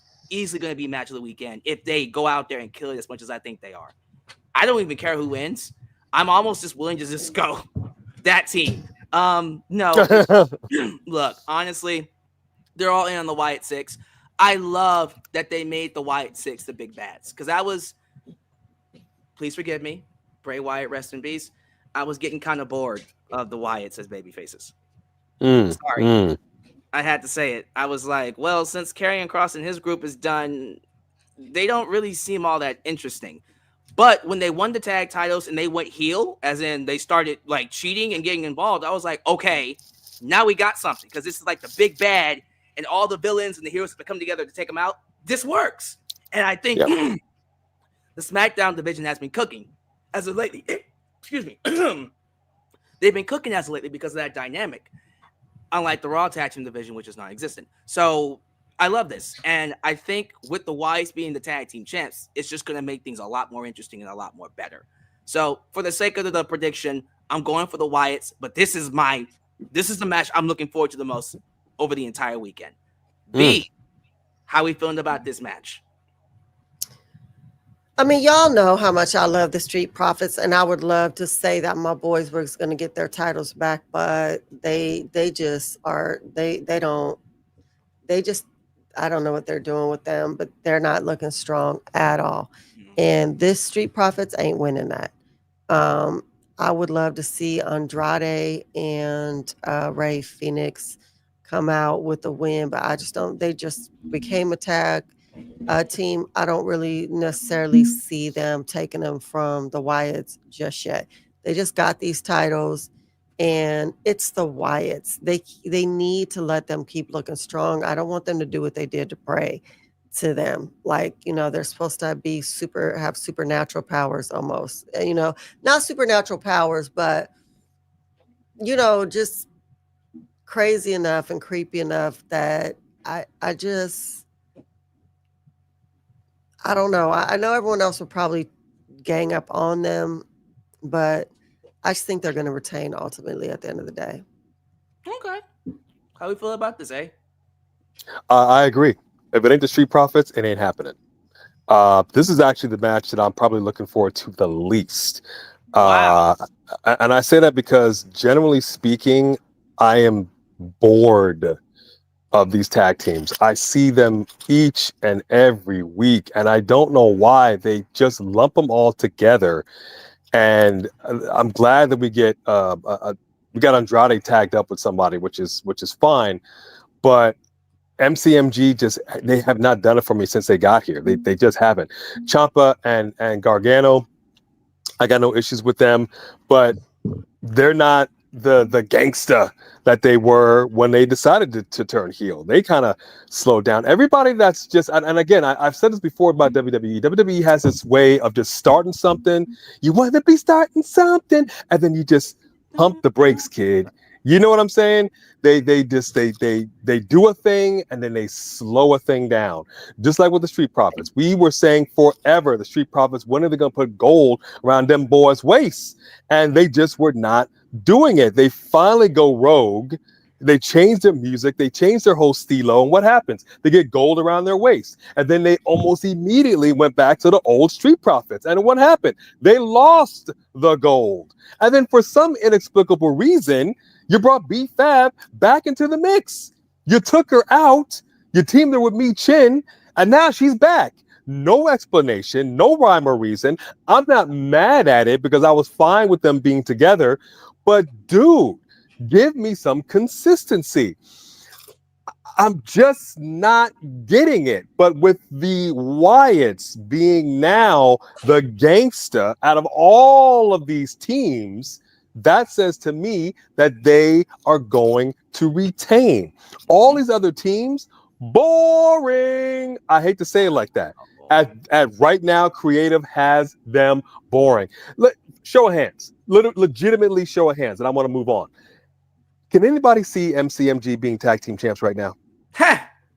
Thank you very much. Thank you very much. And it's not like they're a bad team. It's not like they're bad wrestlers. It's not like any of these guys are bad wrestlers. But creative have made them like stale toast. I am bored to tears with this tag team division. The Wyatts are the only thing that's interesting right now. The Wyatts will retain. All right, take us home, Steven. Where we at? Ooh, how do you do it, AJ?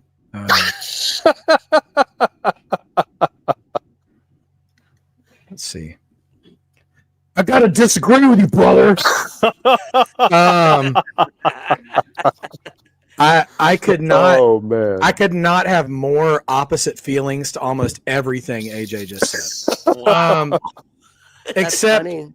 Except the pick. I'm actually picking the Wyatts as well, but I want to get to that in a second. Okay. Raw's tag division is stale toast. It's been the same teams over and over and over again. Why they never put the titles on the Creed brothers, I'll never know. But the SmackDown tag division, not only I think is one of the best things happening on the main roster, it is a true even division. Like every single week when they throw two of those teams in the ring together, I can't predict who's going to win. And it's not because they do all this 50-50 booking stale stuff. It's because every team is getting a chance to shine. In my perspective, and they're doing what all they can do. And yes, I could see MCMGs as tag champions because they did make them tag champions earlier in the year. And ever since they got here, their gimmick has been, we're good wrestlers. That's been my biggest criticism of MCMGs is just, we're good wrestlers. They have the gimmick of an NXT tag team of like, we're good in the ring, so we don't need a character. I'm like, yes, you do. If you're in main WWE, you do. So anyway, I think I agree with Alex. This is my most anticipated match of the whole show because they are just going to go out there and do stuff. I will agree with one thing. I don't understand the whiplash effect of taking B-Fab away and then putting her back. Someone brought up in our NXT chat tonight the tweet that R-Truth made where he took a picture of himself, the Street Profits, and Carmelo Hayes and said, get in, I'm driving. And I'm like, there you go. Truth, somebody better take your phone away because I do not want you promising stuff you cannot deliver on. Hey. I would absolutely want to see that group, but Absolutely. whether it's BFAB or all those other guys, I want to make this point. 25th anniversary of TLC or something, right? You said that Alex. This is the last time we've had this much carnage that I can remember. Well, hold on. Let me specify. WrestleMania X7? No, X8. 17. Where 17, where they did TLC 2. Yeah. Where the Hardys had Lita run in for them. Edge and Christian had Rhino run in for them. And the Dudleys had Spike run in for them. Oh, classic. I'm not trying to spoil anything for anybody, but DIY has Candice LeRae. Mm-hmm. The Street Profits now have BFAB back with them, although if they had Truth and Mello, come on, dude. But whatever. Mm-hmm. And the Wyatts have a whole rest of a group.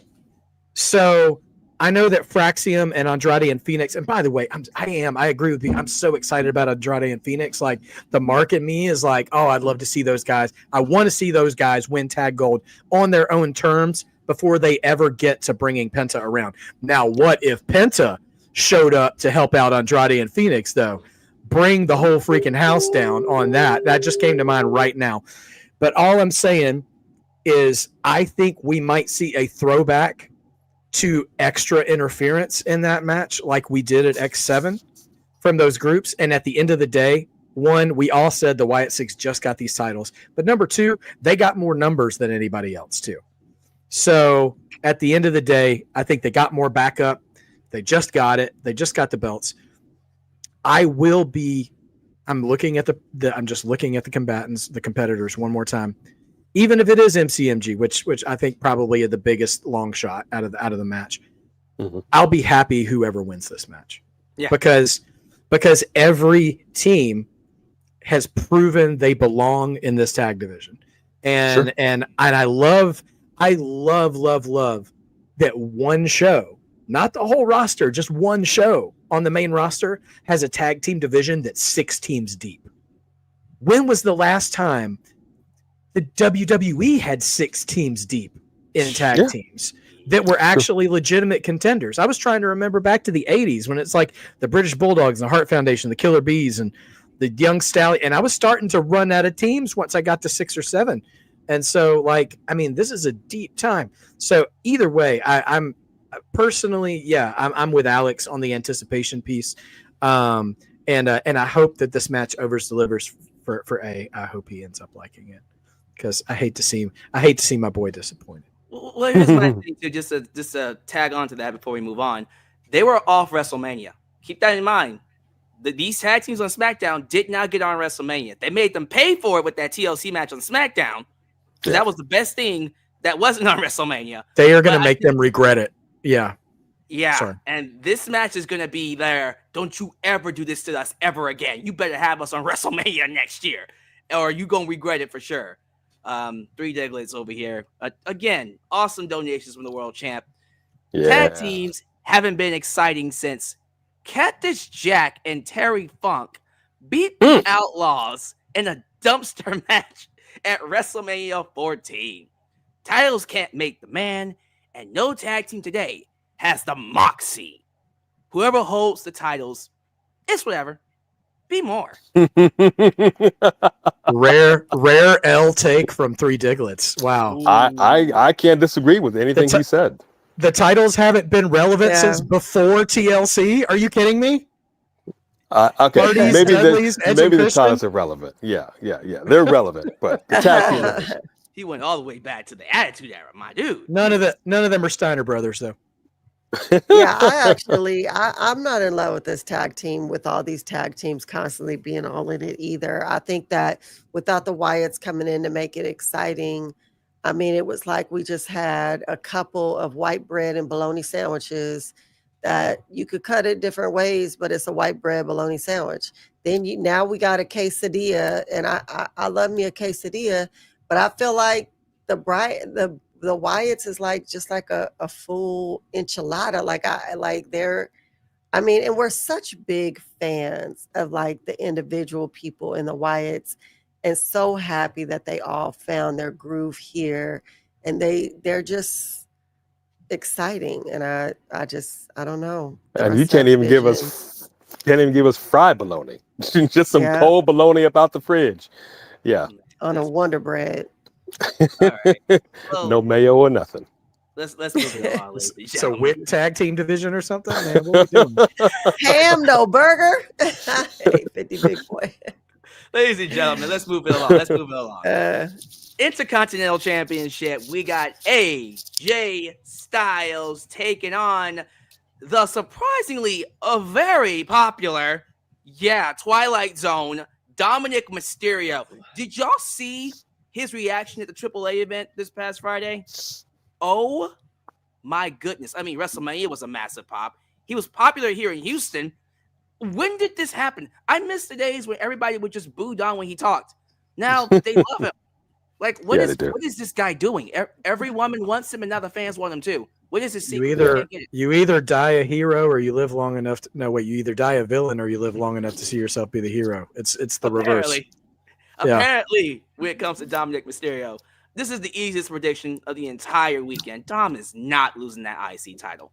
Matter of fact, we need to move AJ Styles up to the world title. He needs to be up there wrestling Punk, Seth, Sami eventually, and Gunther, because he should not be in no mid-cards right now. That guy's a world title contender. AJ made his appearance at TNA Summerversary, by the way, coming out to get ready to fly. Took me back. Love seeing that. That's the kind of stuff AJ should be doing. Like, he's above the IC title now. That's just me. Dom needs this more than AJ does. Easiest prediction, Dom retains. B, how we feeling about this match? It's interesting because Dom has been ducking and dodging and doing everything he can to avoid fighting AJ Styles. So you would just think, oh, now that they're going to fight, AJ's going to take it. And AJ has been just losing and losing and losing. And like, is that where he's out in his career, that he's just a jobber? He's just here to make other people look good? I mean, maybe. But you're right. Dom is just so over. I'm going to go with Dom for the retain as well. It's kind of hard not to go against that one. What you think about it, Mr. Marked by Wrestling? On my channel, we call these the fantasy booking glasses.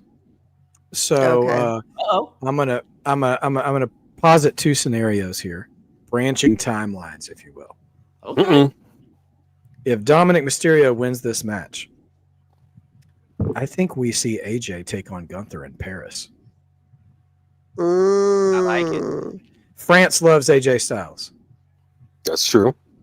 And give Gunther another win. I know I'm just booking AJ to lose all the time, but AJ's a year away probably from retiring himself. I think he's got a little bit of the Uncle Phil syndrome. Of like, I just want to give back. I want to help other guys get over. And not for nothing, I do think a lot of that locker room, a lot of those dudes love Dom. Like in a love-hate sort of way. Like I feel like he is the male locker room's little brother. Like all of them, like, if you find little shoot interviews here and there, they all put him over. They all love him. CM Punk talks crap about him at every chance he can, because that's his way of showing love, and they love that kid. And that actually warms my heart, because do any of you just sometimes forget that Eddie's not actually his real dad? Like, because sometimes I'm Eddie, that's right. Eddie would be so proud. Sure? I'm like, oh, wait a minute. His dad allegedly is still alive. What am I worried about? But why am I crying over here? So, all right. So yeah, if Dom wins, I think AJ gives us the Gunther match in Paris. Wow. And if AJ wins, put that AAA title on Dom in that four-way match. So that way Dom still has gold and the Judgment Day still has gold. And then AJ could drop the title to Karrion Kross. But anyway, so two branching timelines.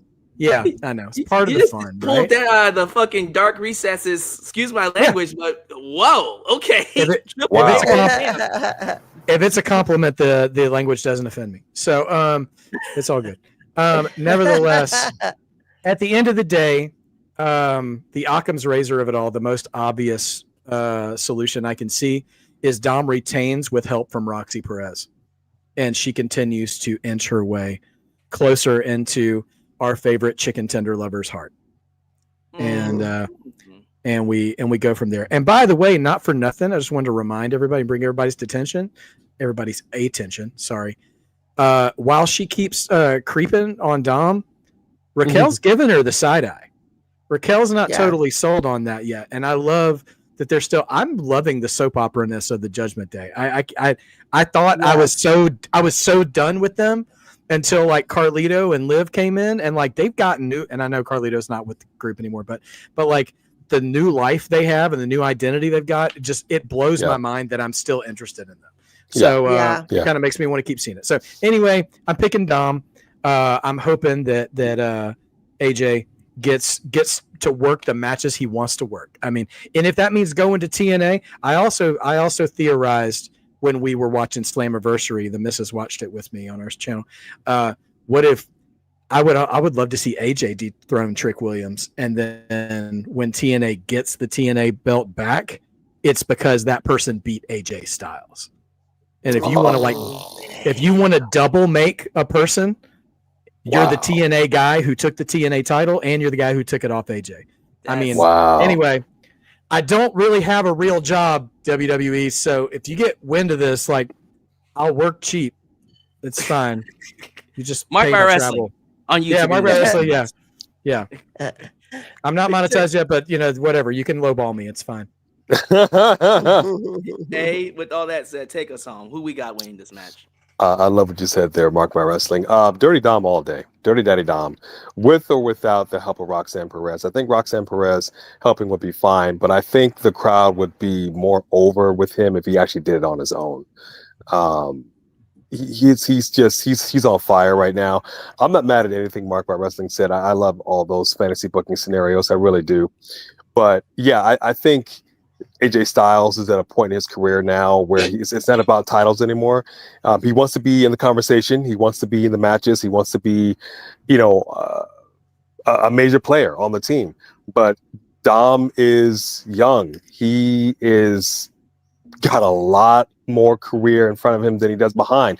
AJ Styles, not quite so much, and I think AJ Styles I'm not saying he's ready to retire, but I don't think he's like, hey, I'm in this for the long haul still. No, I do think that he's fine with putting over Dom in this. I think it's going to be a hell of a match. AJ Styles can still go 100%, but I don't think it'll do him any good. I think the long-term storytelling here is Dom to retain. And if he doesn't, for some inexplicable reason, Dom needs to have gold. If it's not going to be the Intercontinental Championship, like Steven said, it has to be the AAA. But Dom to retain. I want to keep it on you for this next match. This one is going to be interesting. We got a steel cage match, ladies and gentlemen, for the United States Championship. We got the newly revitalized comedic heel in Solo Sikoa taking on all gas, no brakes with it, Jacob Fatu. Yamin. Hey, right at ya. Who we got winning? Solo Sikoa. Solo Sikoa. I'm sorry. Solo Sikoa. I'm sorry. I'm sorry. I'm sorry. I was like, I love. Hey, let's keep it 100. Yeah. Okay, let's keep it 100. The reality is he's going to get in where he fits in. Big Jim, he is of no factor in this situation. Solo has got the roster. And we have seen cage matches go awry because of the roster. The one thing that I will say for Solo Sikoa is that he has a plan. He executes the plan, and he is fulfilling the plan. Jacob is an island of one. He got one dude on his team who don't make a bit of difference in much of anything. If Big Jim decides to stick his nose up in this business. But I'm going to tell you right now, Solo for the win. Wow. He will retain the United States Championship. Well, B, do you agree?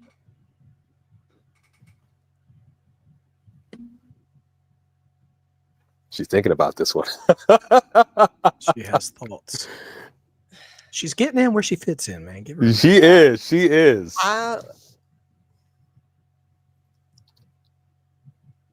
I think it's interesting that Solo is so over now. It's so interesting. Nobody really saw that coming. And he really is funny. And he does have the large back. Sorry. I know that eventually they're going to have Zilla come over. And now that he's already fought on the Slammiversary, it might be sooner rather than later, but he's also just one person. And Solo's running pretty deep. But I can't.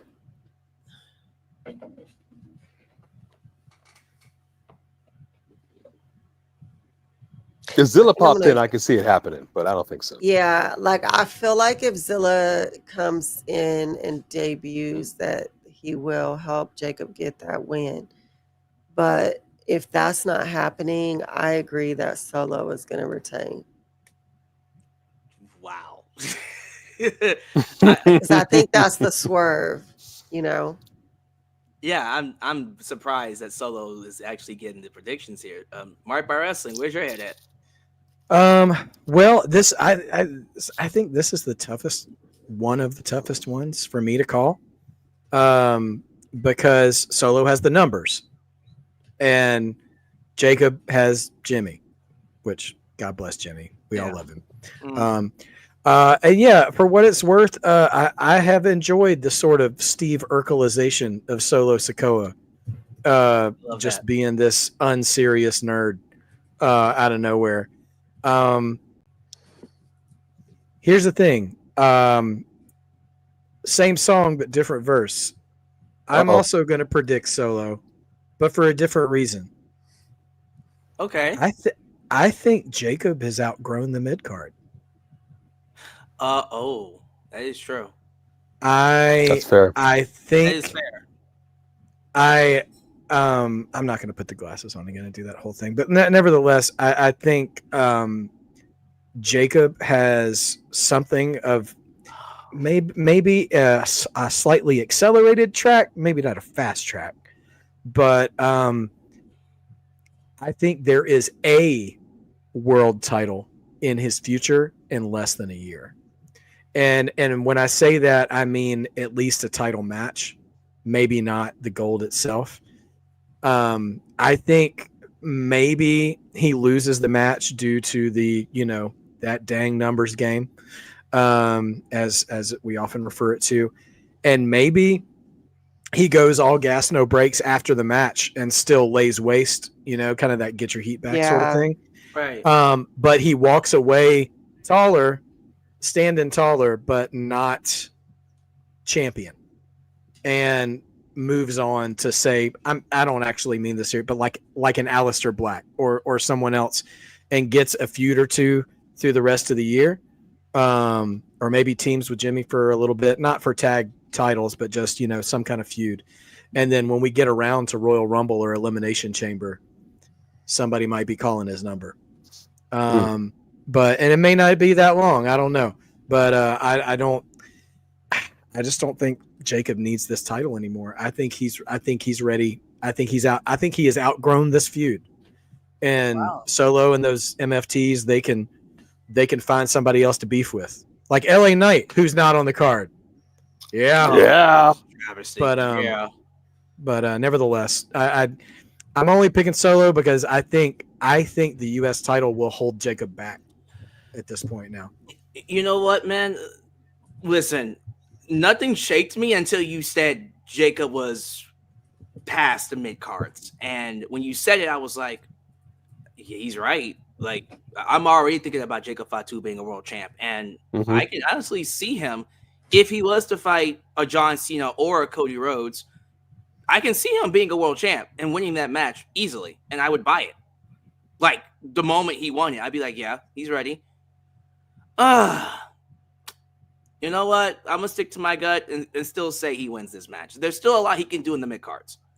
He can still feud with an Aleister Black. He can feud with a Carmelo Hayes. He can, if you want to do him and Damian Priest, which has to happen eventually. Why not let it be for the U.S. title?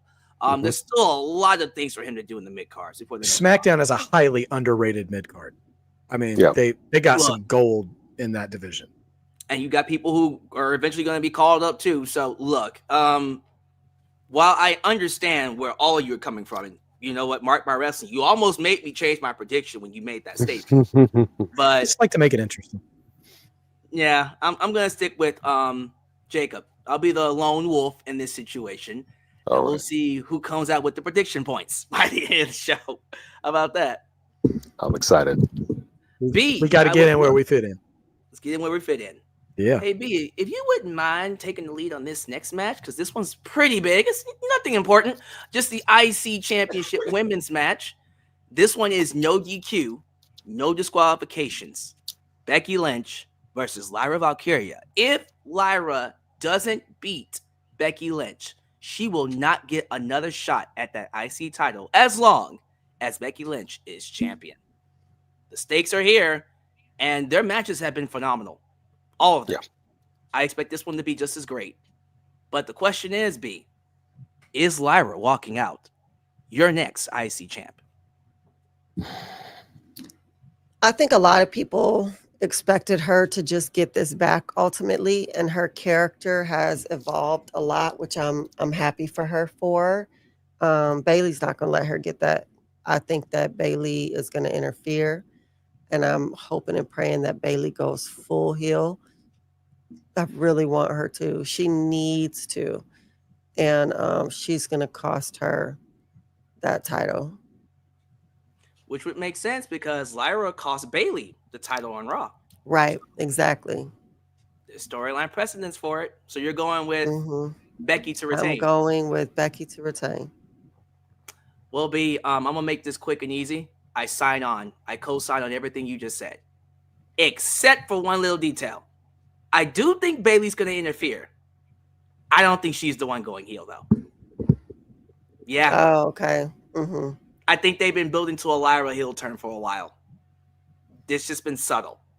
And quite frankly, I think that might be the final piece they need to make her feel like this woman's for real. She's a main event women's player. She's going to be there fighting with Rhea Ripley and all of them. Lyra's been missing that one aspect to her character, which is that aggression. You turn her heel, you keep Bayley the sympathetic baby face because, look, she missed WrestleMania. She's going to miss SummerSlam. It's like, oh, how can you hate that? You would understand the heel turn. You wouldn't boo her. Why would fans boo her? So right. I think you're spot on about everything you said, but I think Lyra's the one that's going to go heel. So Becky retains for me. Bayley interferes because fucking Becky's been fucking her over. Excuse my language. But I just feel like Lyra could be beneficial for that heel turn. But that's just me. I'm very curious to know what A has to say about this match and who you got winning. I see both of your points. I like you, and I hear you, and I'm not actually going to disagree with any of this. This is a no count out, no TQ match. So it goes without saying there's going to be a Bayley interference. There's going to be shenanigans. It's going to be off the chain. What I would personally like to see, and I know that WWE doesn't have the testicular fortitude to do it, but I do want to see Lyra turn heel. You're right. They've been dropping these subtle hints. And the crowd is all in on her, and I think they will still be in on her. If she's getting screwed around by Bayley and she decides to go rogue, no one can blame Lyra. I think the crowd will be behind that. Whether or not they decide to change her music, even though they're just now jumping on with the woos and all that stuff, it kind of bums me out, though, because it's tough. I hate to see Bayley interfere and ultimately cost Lyra the match, and Becky kind of goes on. But that's okay. That's okay, because she says you can never wrestle for this title again so long as I'm holding it. That puts a clock. That puts if I were carrying Kross, that lovely hourglass, and I'm about to flip it. Okay, now time is ticking for Becky as to when she's ultimately going to lose that title so that she can go ahead and get that gold.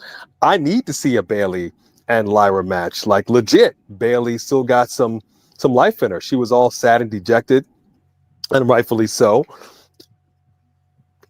Yeah, I'm going Becky to retain on this. I can definitely see, and I think that we are going to get the shenanigans of Bayley, and I'm fine with Lyra turning heel. I can see that too. Before I'm you on. go, I'm on it. before you go, Mark by Wrestling, let me read this super chat by the super chat champ 3 decades, of course. Jacob was a main event guy from the moment his music hit. Wins or losses, titles or no titles, don't matter. They don't affect Fatu because he's that guy. By the way, Lynch winning. Hated her and Happy Gilmore too. Oh, wow. Well then. 3 Diglets movie reviews. I'm here for it. Oh, With that man. being said, follow that up, Mark by Wrestling. How we feeling? Okay. Yeah. I mean, I have some similar sentiments to the rest of you. I have a quick question. How in this match does Lyra turn heel? Like, what does that look like before I give my prediction? Okay. Because I hear you saying the words. I just can't envision it. So for me, vision, trying to visualize it. That's what I'm trying to say. Yeah. You know, they're having a match. Of course, Bayley's gonna get involved, and she attacks. I'm assuming she attacks Becky. I can see Lyra getting upset that she's involved in her match, and then they start attacking each other. Becky picks up the scraps, and of course pins Lyra. And then afterwards, Bayley's like, "I'm so sorry. I'm so sorry, and I didn't mean that for that to happen." And then, of course, after the match, they're like, "Goody two shoe, everything's good, everything's good." Bayley turns around, clams her. Lyra comes, attacks her from behind, goes heel that way. That's how I see it. Okay.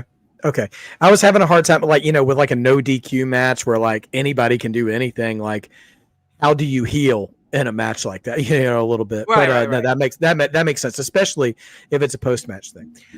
Okay. So yeah, I thought I knew how I was going to predict this match.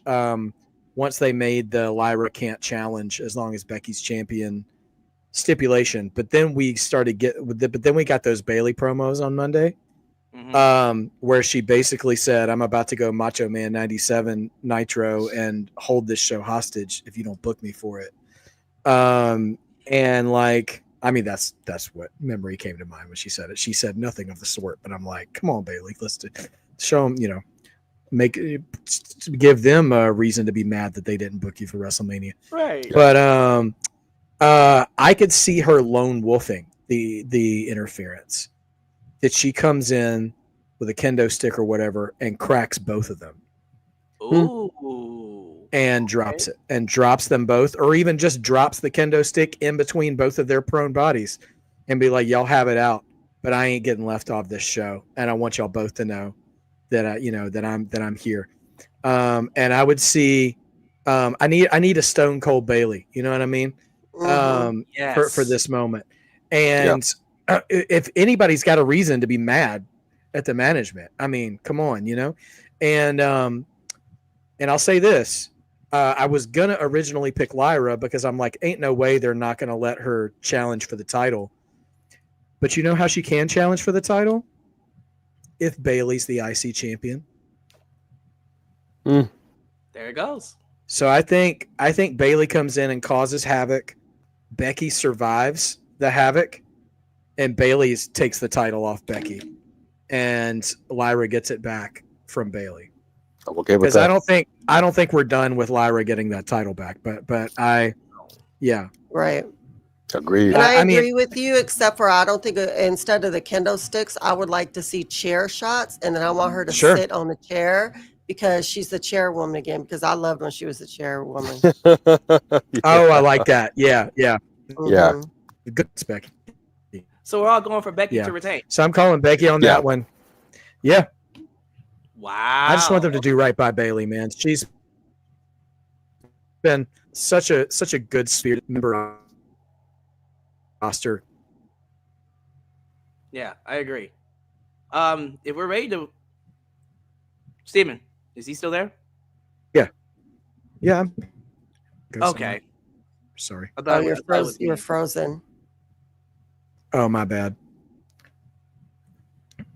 Okay. Yeah, you're good. Yep, you're good. Can you You're good still? now. We're good now. Am I good? Okay. Yes. All right. Cool. All good. Okay, well, from that women's match, we move on to what could easily be the best match of the weekend because it has 3 of the best female wrestlers in the game today. Rhea Ripley, Io Sky, Naomi, all in one ring for the WWE Women's World Title. I am still reeling over that ending from Evolution. One of the best matches all year, one of the best endings for WWE in a long time. This match makes the most sense. You got Rhea Ripley. Okay, we understand how popular Rhea Ripley is, right?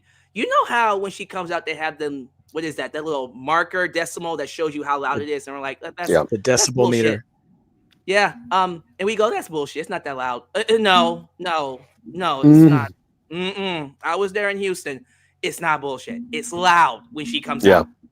It's deafening. She is so popular that I'm shocked they took the belt off of her. Like, what in the world? When you are in the room with her, in the arena with her when she walks out, and you're next to women and men screaming at the top of their lungs for her. It's just incredible to see someone of that level, of that stature, be as popular as she is. And then she's going up against one of the best female wrestlers today, Io Sky. They always create magic. And then you got Naomi, who's having the best run of her entire career. Since she turned heel, she's been on fire, and it hasn't stopped. So this match is easily going to kill it. The question is, I don't know if you should drop the belt from Naomi, because as much as I said that Rhea Ripley should probably be the women's champ right now, no, I think Naomi is way too hot. She's killing it. She just won it, by the way. So it makes no sense to drop it from her. But, man, I don't know. But I'm just going to go with my gut, say Naomi. This match is going to be awesome, and I cannot wait to see it. I'm going to send it to you, A. How are we feeling about this match? 100% agree. I like the fact that Io Sky still stepped to Rhea Ripley. They had that moment. Look, we're cool now, says Rhea, but don't get it twisted. I'm winning. I'm getting that title, yada, yada, yada. And he was like, yeah, nah, mommy, you're not doing that. You're not beating me. You can't beat me. You'll never beat me. That's great. That could be a whole thing, and it does not need to involve the title. It doesn't. It's just accolades. I want to see Rhea and I want to see Io and I want to see them in a match, but it does not need to involve the title. Naomi is white hot right now, legitimately white hot, hotter than she's ever been. When she is coming out there, she is a conversation starter. She is water cooler talk. If they took that title up off of her right now, this would do her a disjustice. It does not. And I cannot stress this enough. This title does not need to go to Io or Rhea right now. It will not do either of them any good. Rhea and Io are on a collision course, and I think Rhea will ultimately get that victory over Io. Does not need to involve the heavyweight title. Yeah. I absolutely say this is going to be a barn burner. This might very well be the match I'm looking forward to the most. Wow. And I say Naomi will retain. What do you say, B? I say that I haven't heard somebody use the phrase white hot since Molly Ringwald in Pretty in Pink. Pretty in Pink. John Hughes reference, baby. I completely agree with my man. You better not do Naomi like you did Jay. Don't you dare give her this belt and take it back on the very next BLE. I will walk off the show. She will. I promise you. That better not happen. I know Rhea's over. She's going to be over no matter what. And Io had the title. That is what it is. Naomi is earned it. She is amazing. Amazing. And they need to just leave it where it is. So I got Naomi to retain. Before we go to Mark by Wrestling, of course, the Super Chat champ has to speak up. He's already calling it match of the night. Naomi wins. Too soon for her to lose it. and let's keep making Rhea not being able to beat Io a thing. I I'm love fine the with last that. match. Yeah, I love the last match these two had, and I'm not a fan of Rhea. Milky. That's right. Gotta get Let's that. milk this cow. Wait, that's wrong. Sorry. That's why it's called Three Diglets. He's always got to get one last shot in before he Not mad at it. releases his comment. Let's go. Love it. What do you feel about All right. Regarding Rhea Ripley, I will now, in the past weeks and settling back, watching Evolution, and again, another plug for Unreal on Netflix, by the way, too, which is really, I know a lot of us had our hesitations, but actually I thought it was really well done without being kind of too much. Okay. But nevertheless, that's another talk for another time. All this to say about Rhea, I'll argue that she's one of the most over talents. Maybe she's in the conversation for the most over talent in the company, not the most over woman. Wow. She does not, her crowd support does not falter.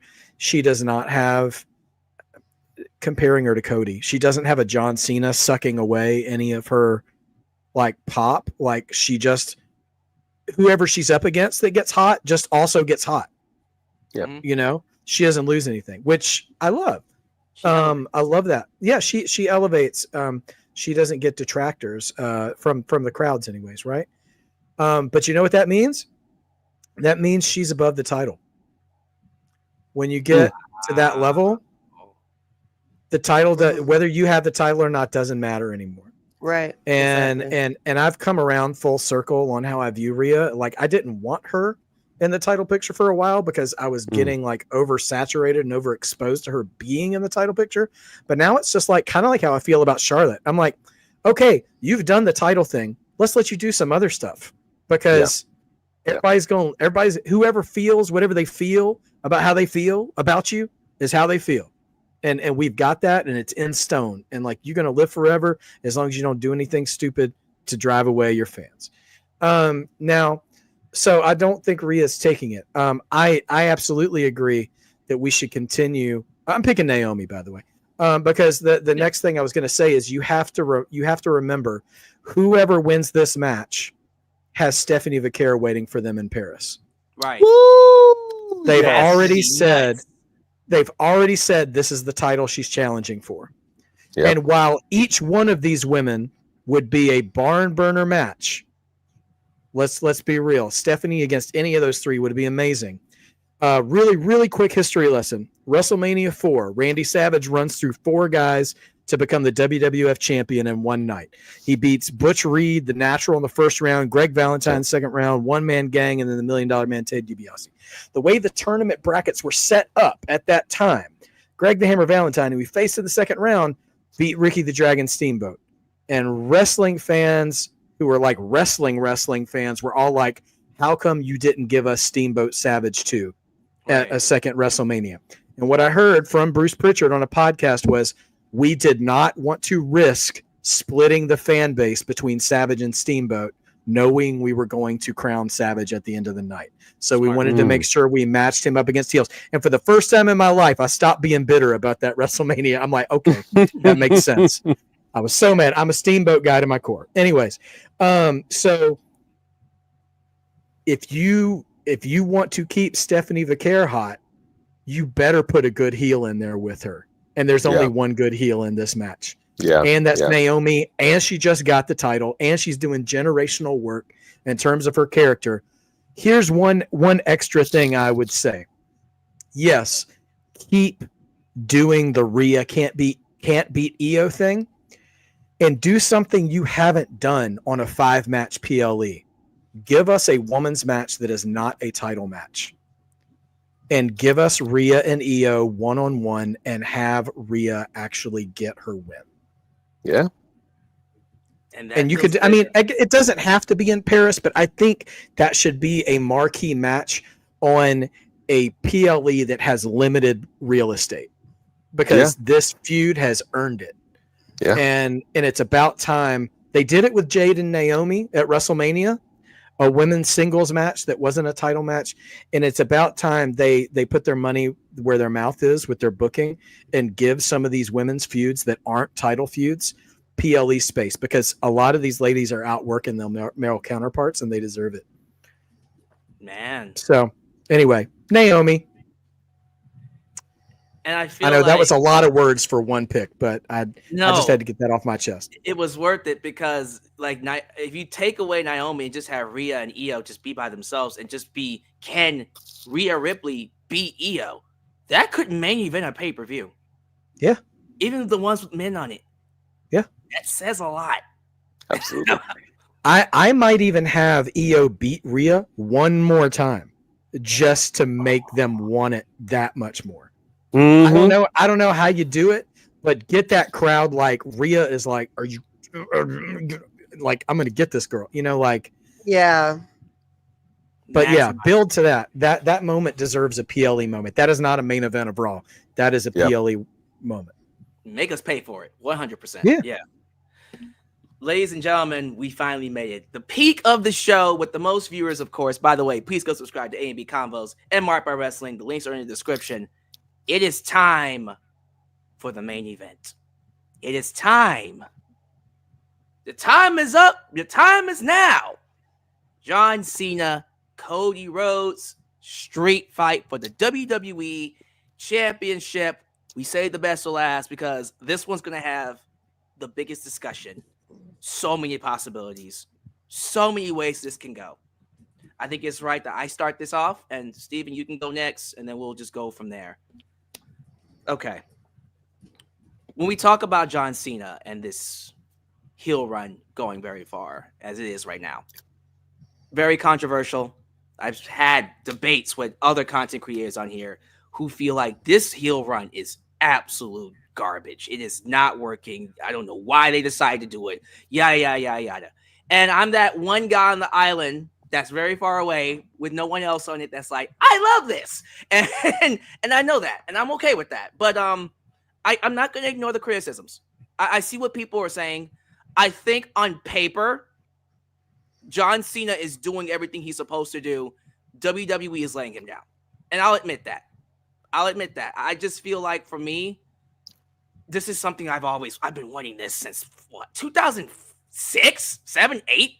Probably even before that. It's just one of those things where it just feels wrong for me to just now come up and say, oh, I hate this. It's like, no, I kind of boxed myself into saying I have to like it. But even then, like, I'm going to be honest with you. I've been enjoying the stuff he's been doing. Y'all can say what y'all want about the booking of it, and I won't say that you're wrong. John has been having some of the best work. He's been doing some of the best work on the mic in terms of him being a heel champion. Now, when we tie that into what we're seeing here at SummerSlam, and knowing that he's going up against Cody Rhodes, he's only got a couple of days left. He's not gonna be here for a while. For long, if I'm being honest. There's only 3 ways. There are 3 ways we can go with this. The most obvious one, which is my prediction, John Cena retains. He just beats Cody Rhodes with interference from, you name it, Randy Orton, Travis Scott, dear God, hope not, or even a certain final boss, which could happen. I'm not putting it out there. I'm just saying. That's the easy prediction, though. Let's talk about the one that's the hot topic, the massive topic that is going around. Because I put this on my YouTube page. I asked them, what do you see happening the most out of all 4 of these possibilities? Every time that you see this option, it always wins. There is a conversation going around of Cody Rhodes going heel. How would you do it? A mirror version of what happened in the Elimination Chamber. You have The Rock show up. You have The Rock do the whole... And, of course, we're thinking, okay, he's signaling John Cena to do the low blow. No, it ends up being Cody. Cody's the one that cheats. Cody's the one that goes low. And he didn't sell his soul the first time, but because he didn't, he lost the championship, the one thing that he was looking forward to. So now he learned his lesson. All right, I got it now, Chief. Cheats this time, sells his soul to The Rock, becomes a champion again, John Cena goes back to being a babyface. He has his redemption arc. You could also do that without The Rock showing up. Maybe Cody just cheats. Doesn't need The Rock to show up.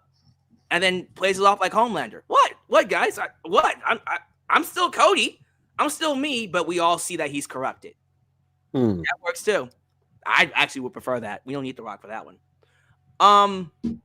The other option, which is the least likely, but could happen, is just Cody just wins. Cody just wins. He just beats Cena. And they just reverse everything and just have Cena go back to being a babyface. That's not going to jive with me. That just sounds boring.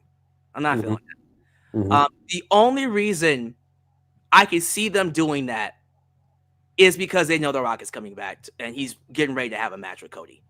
That's the only reason I see that happening. I don't see any other reason to put the belt back on Cody and just renege on everything that we just did. What's the point? Why even have turned John Cena heel just to have him lose the belt back to Cody and go back to being a babyface? That makes no sense. Why even do any of this? So my option is that Occam's razor. John Cena retains. Maybe you have The Rock interfere. Maybe you have someone else interfere. There you go. I think it's too risky to turn him it's too risky to turn him heel. Like, think about everything they did to get him here. Him leaving WWE to go to AEW to start his own competition, come back, get injured, tear his pec, go away again, come back, lose at WrestleMania 39, wait a full year to win 2 Royal Rumbles for The Rock to come in and go, nah, not this time. And then the fans go, bitch, give it to us. And then fine. I think those were my exact words. Oh my God. So to me, it's like all this work to get him to this spot. We're going to throw that all away just so we can have John Cena be a babyface for a couple of months? No. I think we're going to keep John Cena as a heel. He will end his career as a heel and maybe go babyface on his last night. That's my prediction. So all that to say, I'm predicting John Cena. That was a lot. I hope you guys caught that. But I said I was letting Mark Bar Wrestling go next. So I'm going to go ahead and just take a step over here and let him go. This match. Oh, man. Respectfully, Alex, I know you and me land on different sides of the pond when it comes to Cena's turn. And I've cooled off on it since WrestleMania. But I've calmed down a little bit. But yeah, I mean, I've just been disappointed. I don't know what I was expecting from it. And then I don't want to use my whole prediction time to talk about that. But I'll say this. I don't think it's the right time to turn Cody heel either. Like, I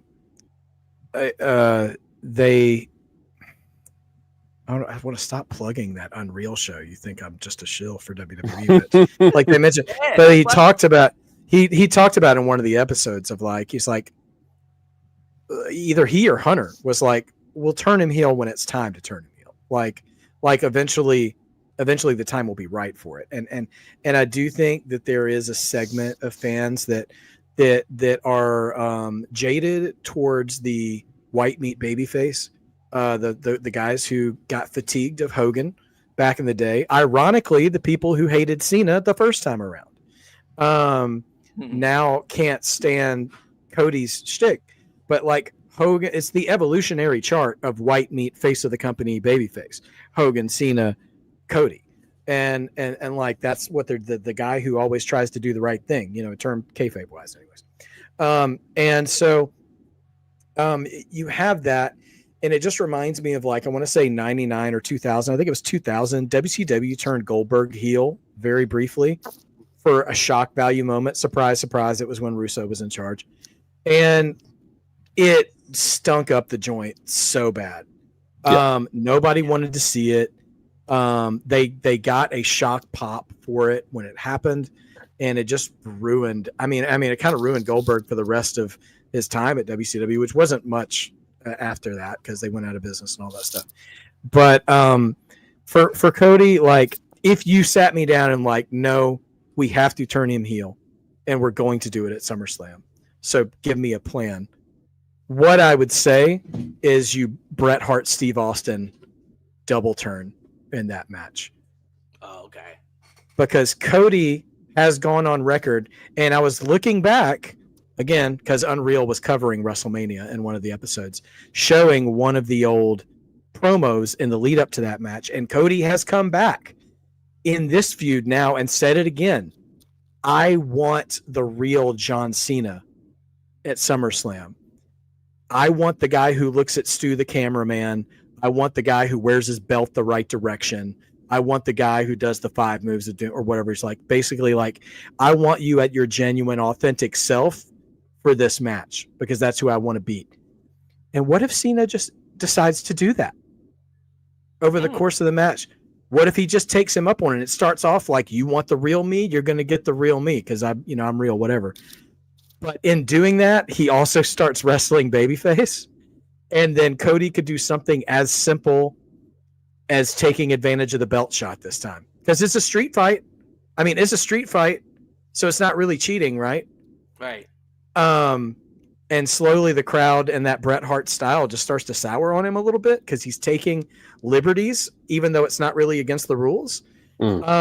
And just a real quick thing. I know I'm just so in love with the sound of my own voice. I'm sorry, everybody, but like, we love it. If I was booking a Cody Rhodes heel turn, you mentioned Homelander, like where he didn't believe that he did anything wrong. Yeah. Cody's a natural brunette, right? He dyes his hair blonde. I think he should slowly. I think every week when he comes out promos, he should let the dye just slip out slowly, not do a full change.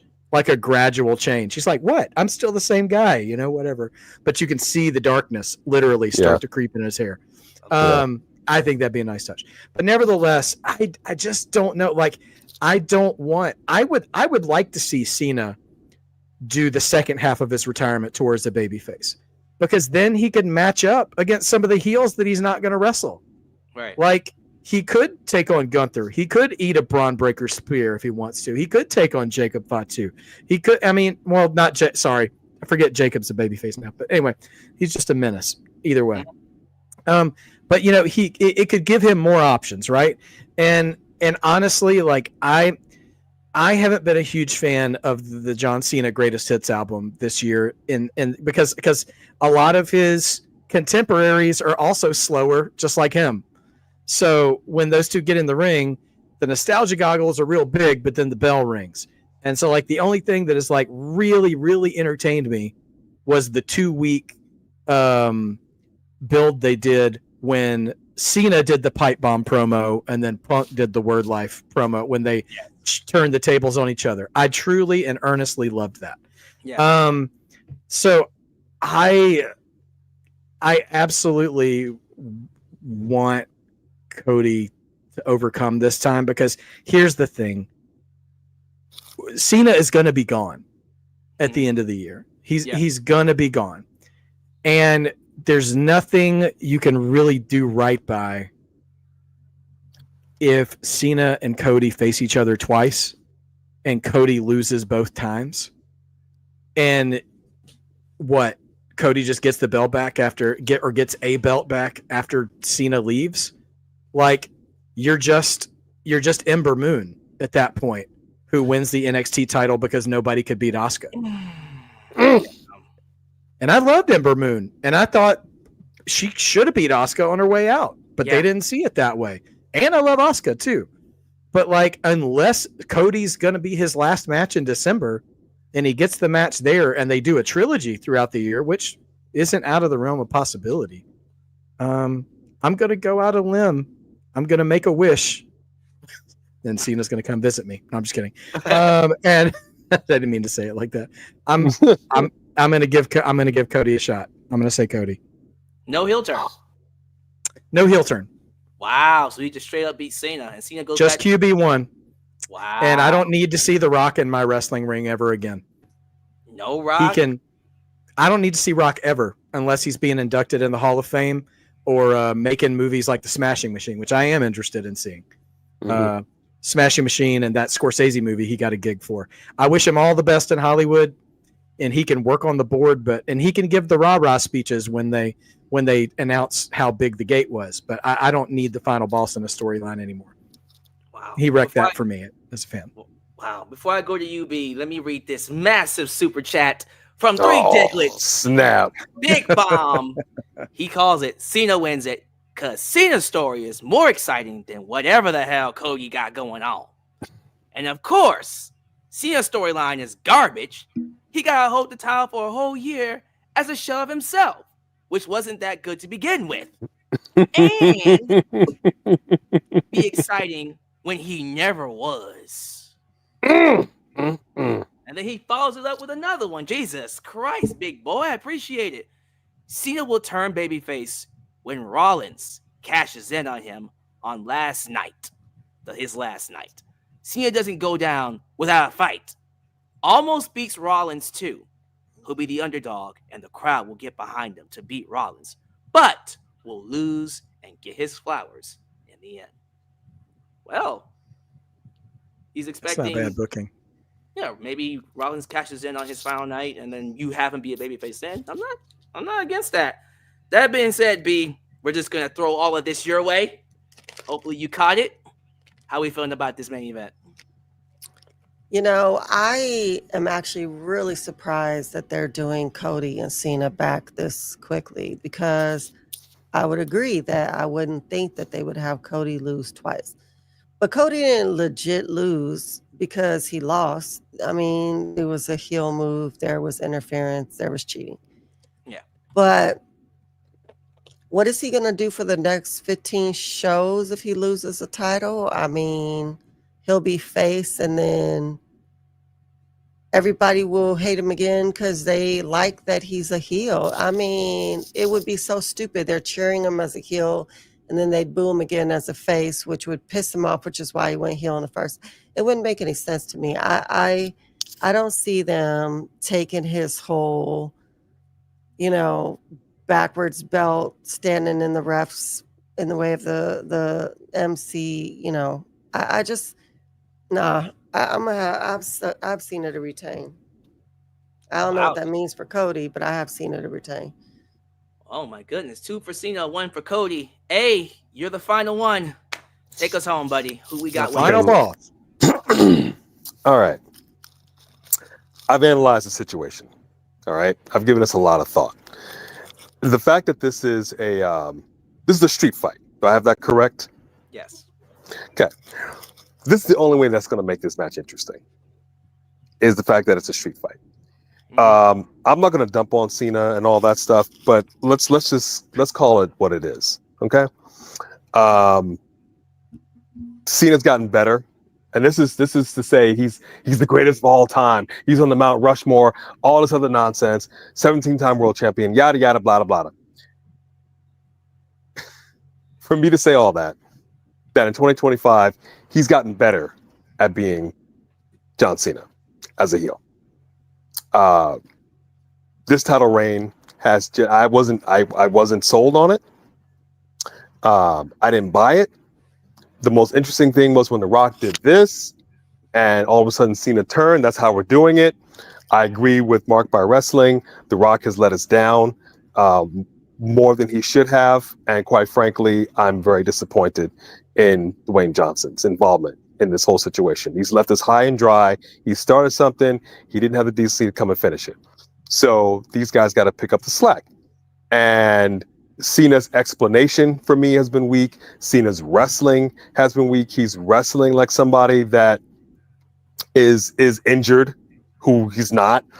He's wrestling very light. He's wrestling very, very gently, very tender. I've not seen such soft title skull crushing since Hogan and his lovely chair shots. Don't remind me, Jesus.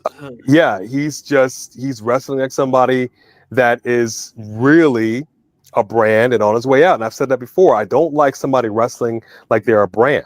When you lace them up and you decide to get back into the ring and do something that, quite frankly, you don't need to do. Nikki Bella doesn't need to be here. Trish Stratus doesn't need to be here. And yet, some way, somehow, they wrestle harder, they go harder in the paint than they need to.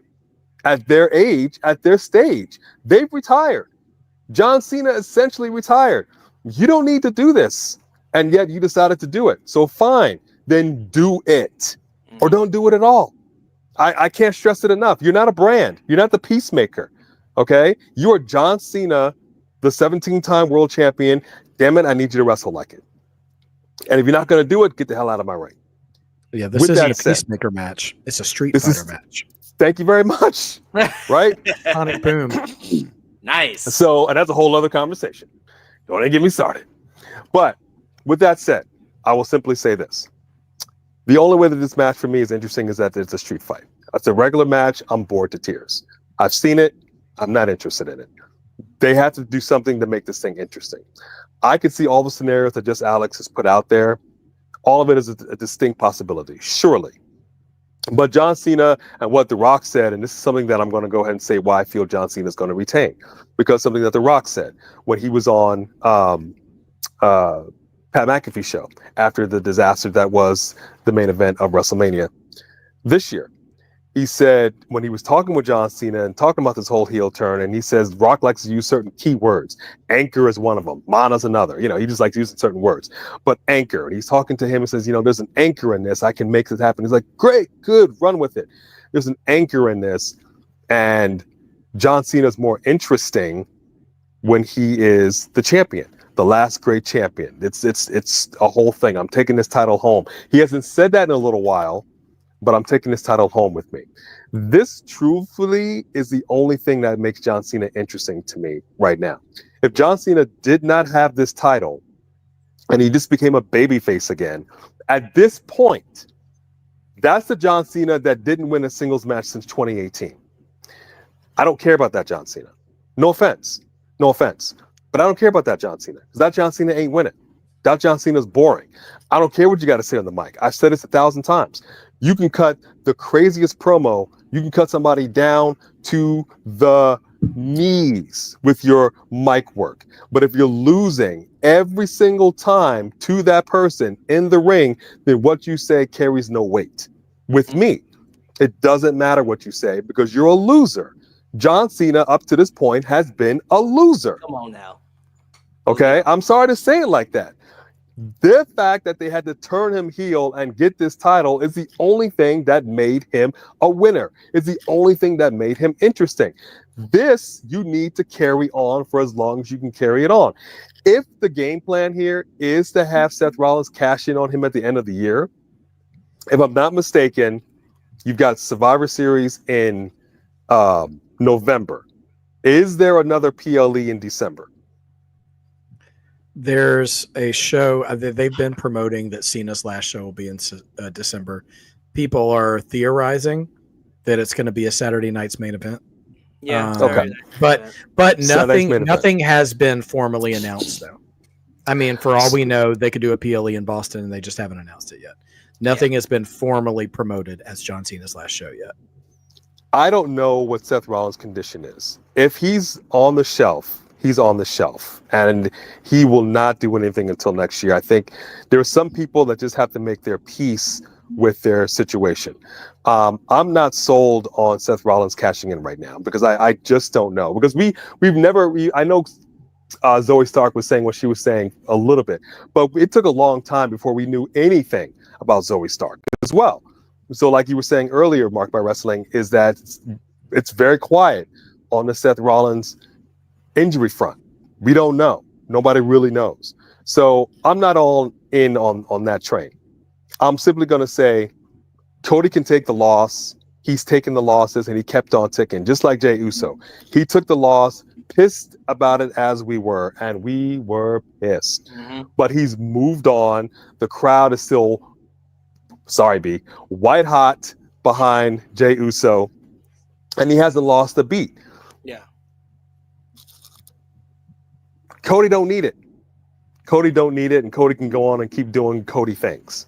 You know what I mean? He'll come out the next week, he'll cut a promo, and we'll all move on with our lives. The last time we saw John Cena, and correct me if I'm wrong, because I don't really recall what all happened, but there were some cooks in the kitchen in that John Cena match, and John Cena just like skirted out of the ring, held the title over his shoulder, and just kind of looked behind him with that smirk. You know, there was some stuff that was cooking, and some players that decided to enter the game that kind of surprised me. So I think John Cena as a heel is much more interesting than John Cena as a babyface. I want to see him retire as a heel. He needs to retire as a heel, and I think he needs to retire with the belt. But no matter what happens in 5 months from now, what's going to happen this weekend is John Cena's walking into SummerSlam champ, and he's walking out champ. So you want 5 more months of those Hogan level belt shots and 1, 2, 3? What I know people want, there are a lot of people that say, I say Hogan level belt shots now with him dead. That's how weak they are. I know a lot of people say they don't want to see a heel Cena retire. They want to see his baby face be the guy to retire. It took this long for us to come from the Dr. Thugonomics to this. And in my personal opinion, face Cena since 2018 sucked. This heel Cena sucks. They suck. But at least heel Cena is a winner. And I want to see him go out a winner. I want to see him do something that the WWE has generally been afraid to do. When somebody's on the way out, they lose. And they always want to put over other talent.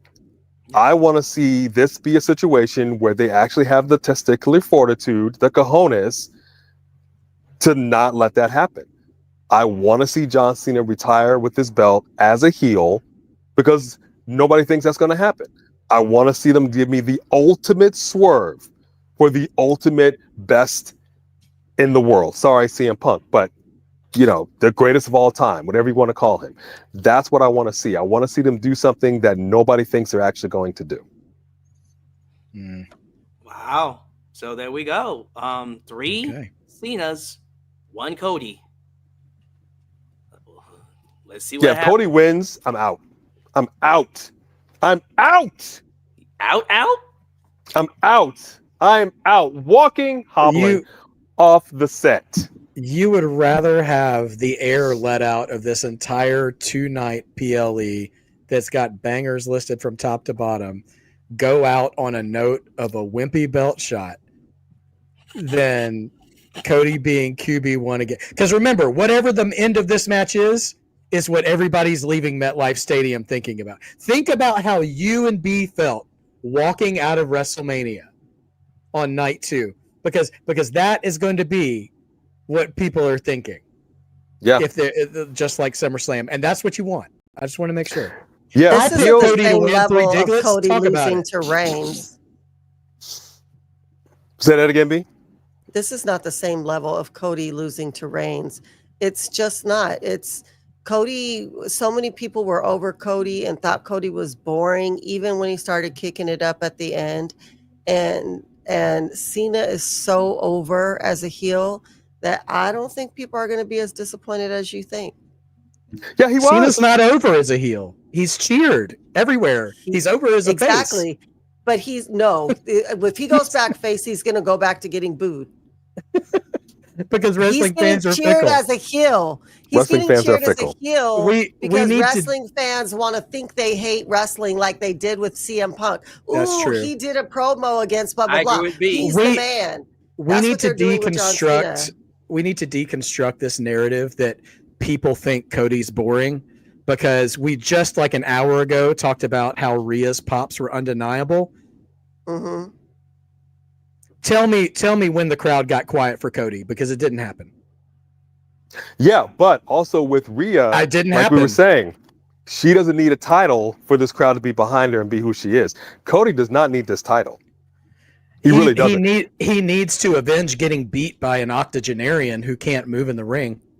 That's not unfair, but Cena needs this championship to carry him through the year. Cena needs to go back to the DC universe. He does. He's already got a gig. That's the only other way he's going to be interesting for the rest of the year, is if he loses the title and comes out as, what the hell is his name with the mask? What's his name? Peacemaker. If he's Peacemaker in the ring for the rest of the year, then maybe Alex, he'd be interesting. Can I kindly ask you to highlight Diglett's super chat just so I can respond to it? You mean this one? Yes. Can I read Steven, yes, go ahead. I would love to. Steven, You want our world champion to have a lisp for the rest of 2025? Shame on you. You're such And a to- bully. And to that, baby, I say this. The American dream, Dusty Rhodes, did not wine and dine with kings and queens and sleep in alleys and dine on pork and beans for you to lisp shame in Just Alex's World, a safe space for all wrestling fans. Right? How dare you, sir? You know I got you. You know I got you, Diglets. You got him. You got him. That's funny. That's great. Oh, I love this conversation. Listen, real talk for everybody, just because I know Cody Cena can be really polarizing. I don't mean this in a mean way. You got him. No, I'm gonna be really relieved once Cena has had his retirement, and like we have, and I say this a lot. These 2020s right now of pro wrestling might be some of the deepest rosters we've had in any generation. When some of our own personal goats, the Cenas, the Punks, the the Randys, we love them all.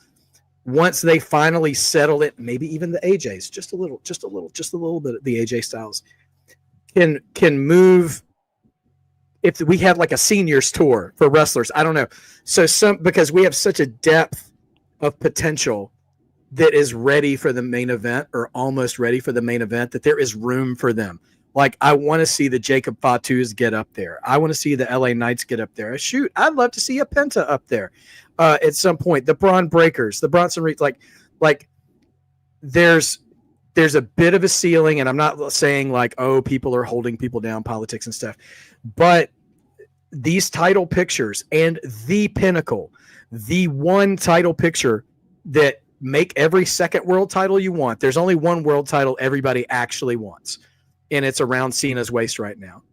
And they've either just told us he's going to hold it until December, so all potential contenders can just forget about it until the Royal Rumble next year, or Cody could take it because Cody could lose it to somebody else. I don't see, like, I'm just ready, and I just deviate from the idea that the title has to be on Cena now, because the whole reason Cena was going for the title was to get 17. Well, he's got 17. Yeah. Now we could do more things, and that title could then be used to make exciting wrestlers that much more exciting, because Cena's above it, Randy's above it, Punk's above it, shoot, Roman's above it now. Like, you can do stories for people that are already above the title, and then you can use that title to make people who are almost there. I mean, and so I don't know. I'm just ready to get into whatever this next phase of the year is, and I hope whatever Cody and Cena do on Sunday is better than what we saw at WrestleMania. I mean, it's a low bar. It's a low bar for me. It's a low bar. But you know what? They still got to clear it. So let's hope they do. The street fight, I mean, the street fight opens them up for a lot of possibilities. So they can get away with a lot of shenanigans in that match. So imagine us talking about all of this and having a big debate over it, and they end SummerSlam with Seth Rollins cashing in on Cena, and he's swinging the belt again, just like he was at WrestleMania. And we're just like, Triple H, you son of a bitch. We should have seen that. I know. That just feels like something he would do, but that's I believe Triple H is chronically online and then just books around just to mess with everybody's predictions half the time. Because I think about like Seth winning at WrestleMania and having Paul Heyman join him, which was like, I remember us doing that prediction show, and I'm like, the least likely option is Paul Heyman joining Seth Rollins. Right. And guess what happened? Yep. There it is. Yep. I mean, who expected Naomi to cash in on Rhea Ripley and Io Sky? Not at Evolution. I didn't. I was predicting it for SummerSlam. I was predicting it for this weekend on Jade. Yeah. But not Io Sky and Rhea Ripley. So let's keep in mind, we can predict us all we want, but Triple H, he's the one that's holding the book. And there's always going to be a swerve somewhere. Yep. Somewhere. Sometimes All right. Not in this match, though. Not in this match. Guys, I love this, but we got it. We got to bring it to a close. I appreciate all of you for being here. What a great panel this was. We're almost 3 hours in, and it didn't even feel like it until I saw the number. So we're going to end it the right way with these lovely people plugging their channels, where to find them. Let's start with you, Mark by Wrestling. Where can they find you? Yes, please like, share, subscribe, all the things that you do to a YouTube channel you like. Please do that for me. I am the baby channel of this coalition of wonderful people, and could use all the hours and stuff I can get. And if you guys watch my videos long enough, you know what? We'll have members and Super Chat champions at Mark by Wrestling, hopefully before the end of the year as well.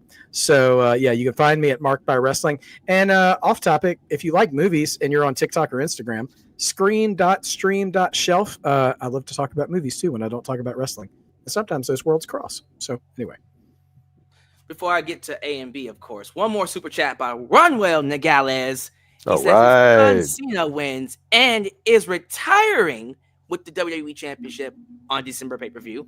He can treat the WWE title like The Rock did the People's Championship, just carrying it around like propaganda, like a prop. Say Hulk Hogan's wife gave this to me. Oh. Oh man.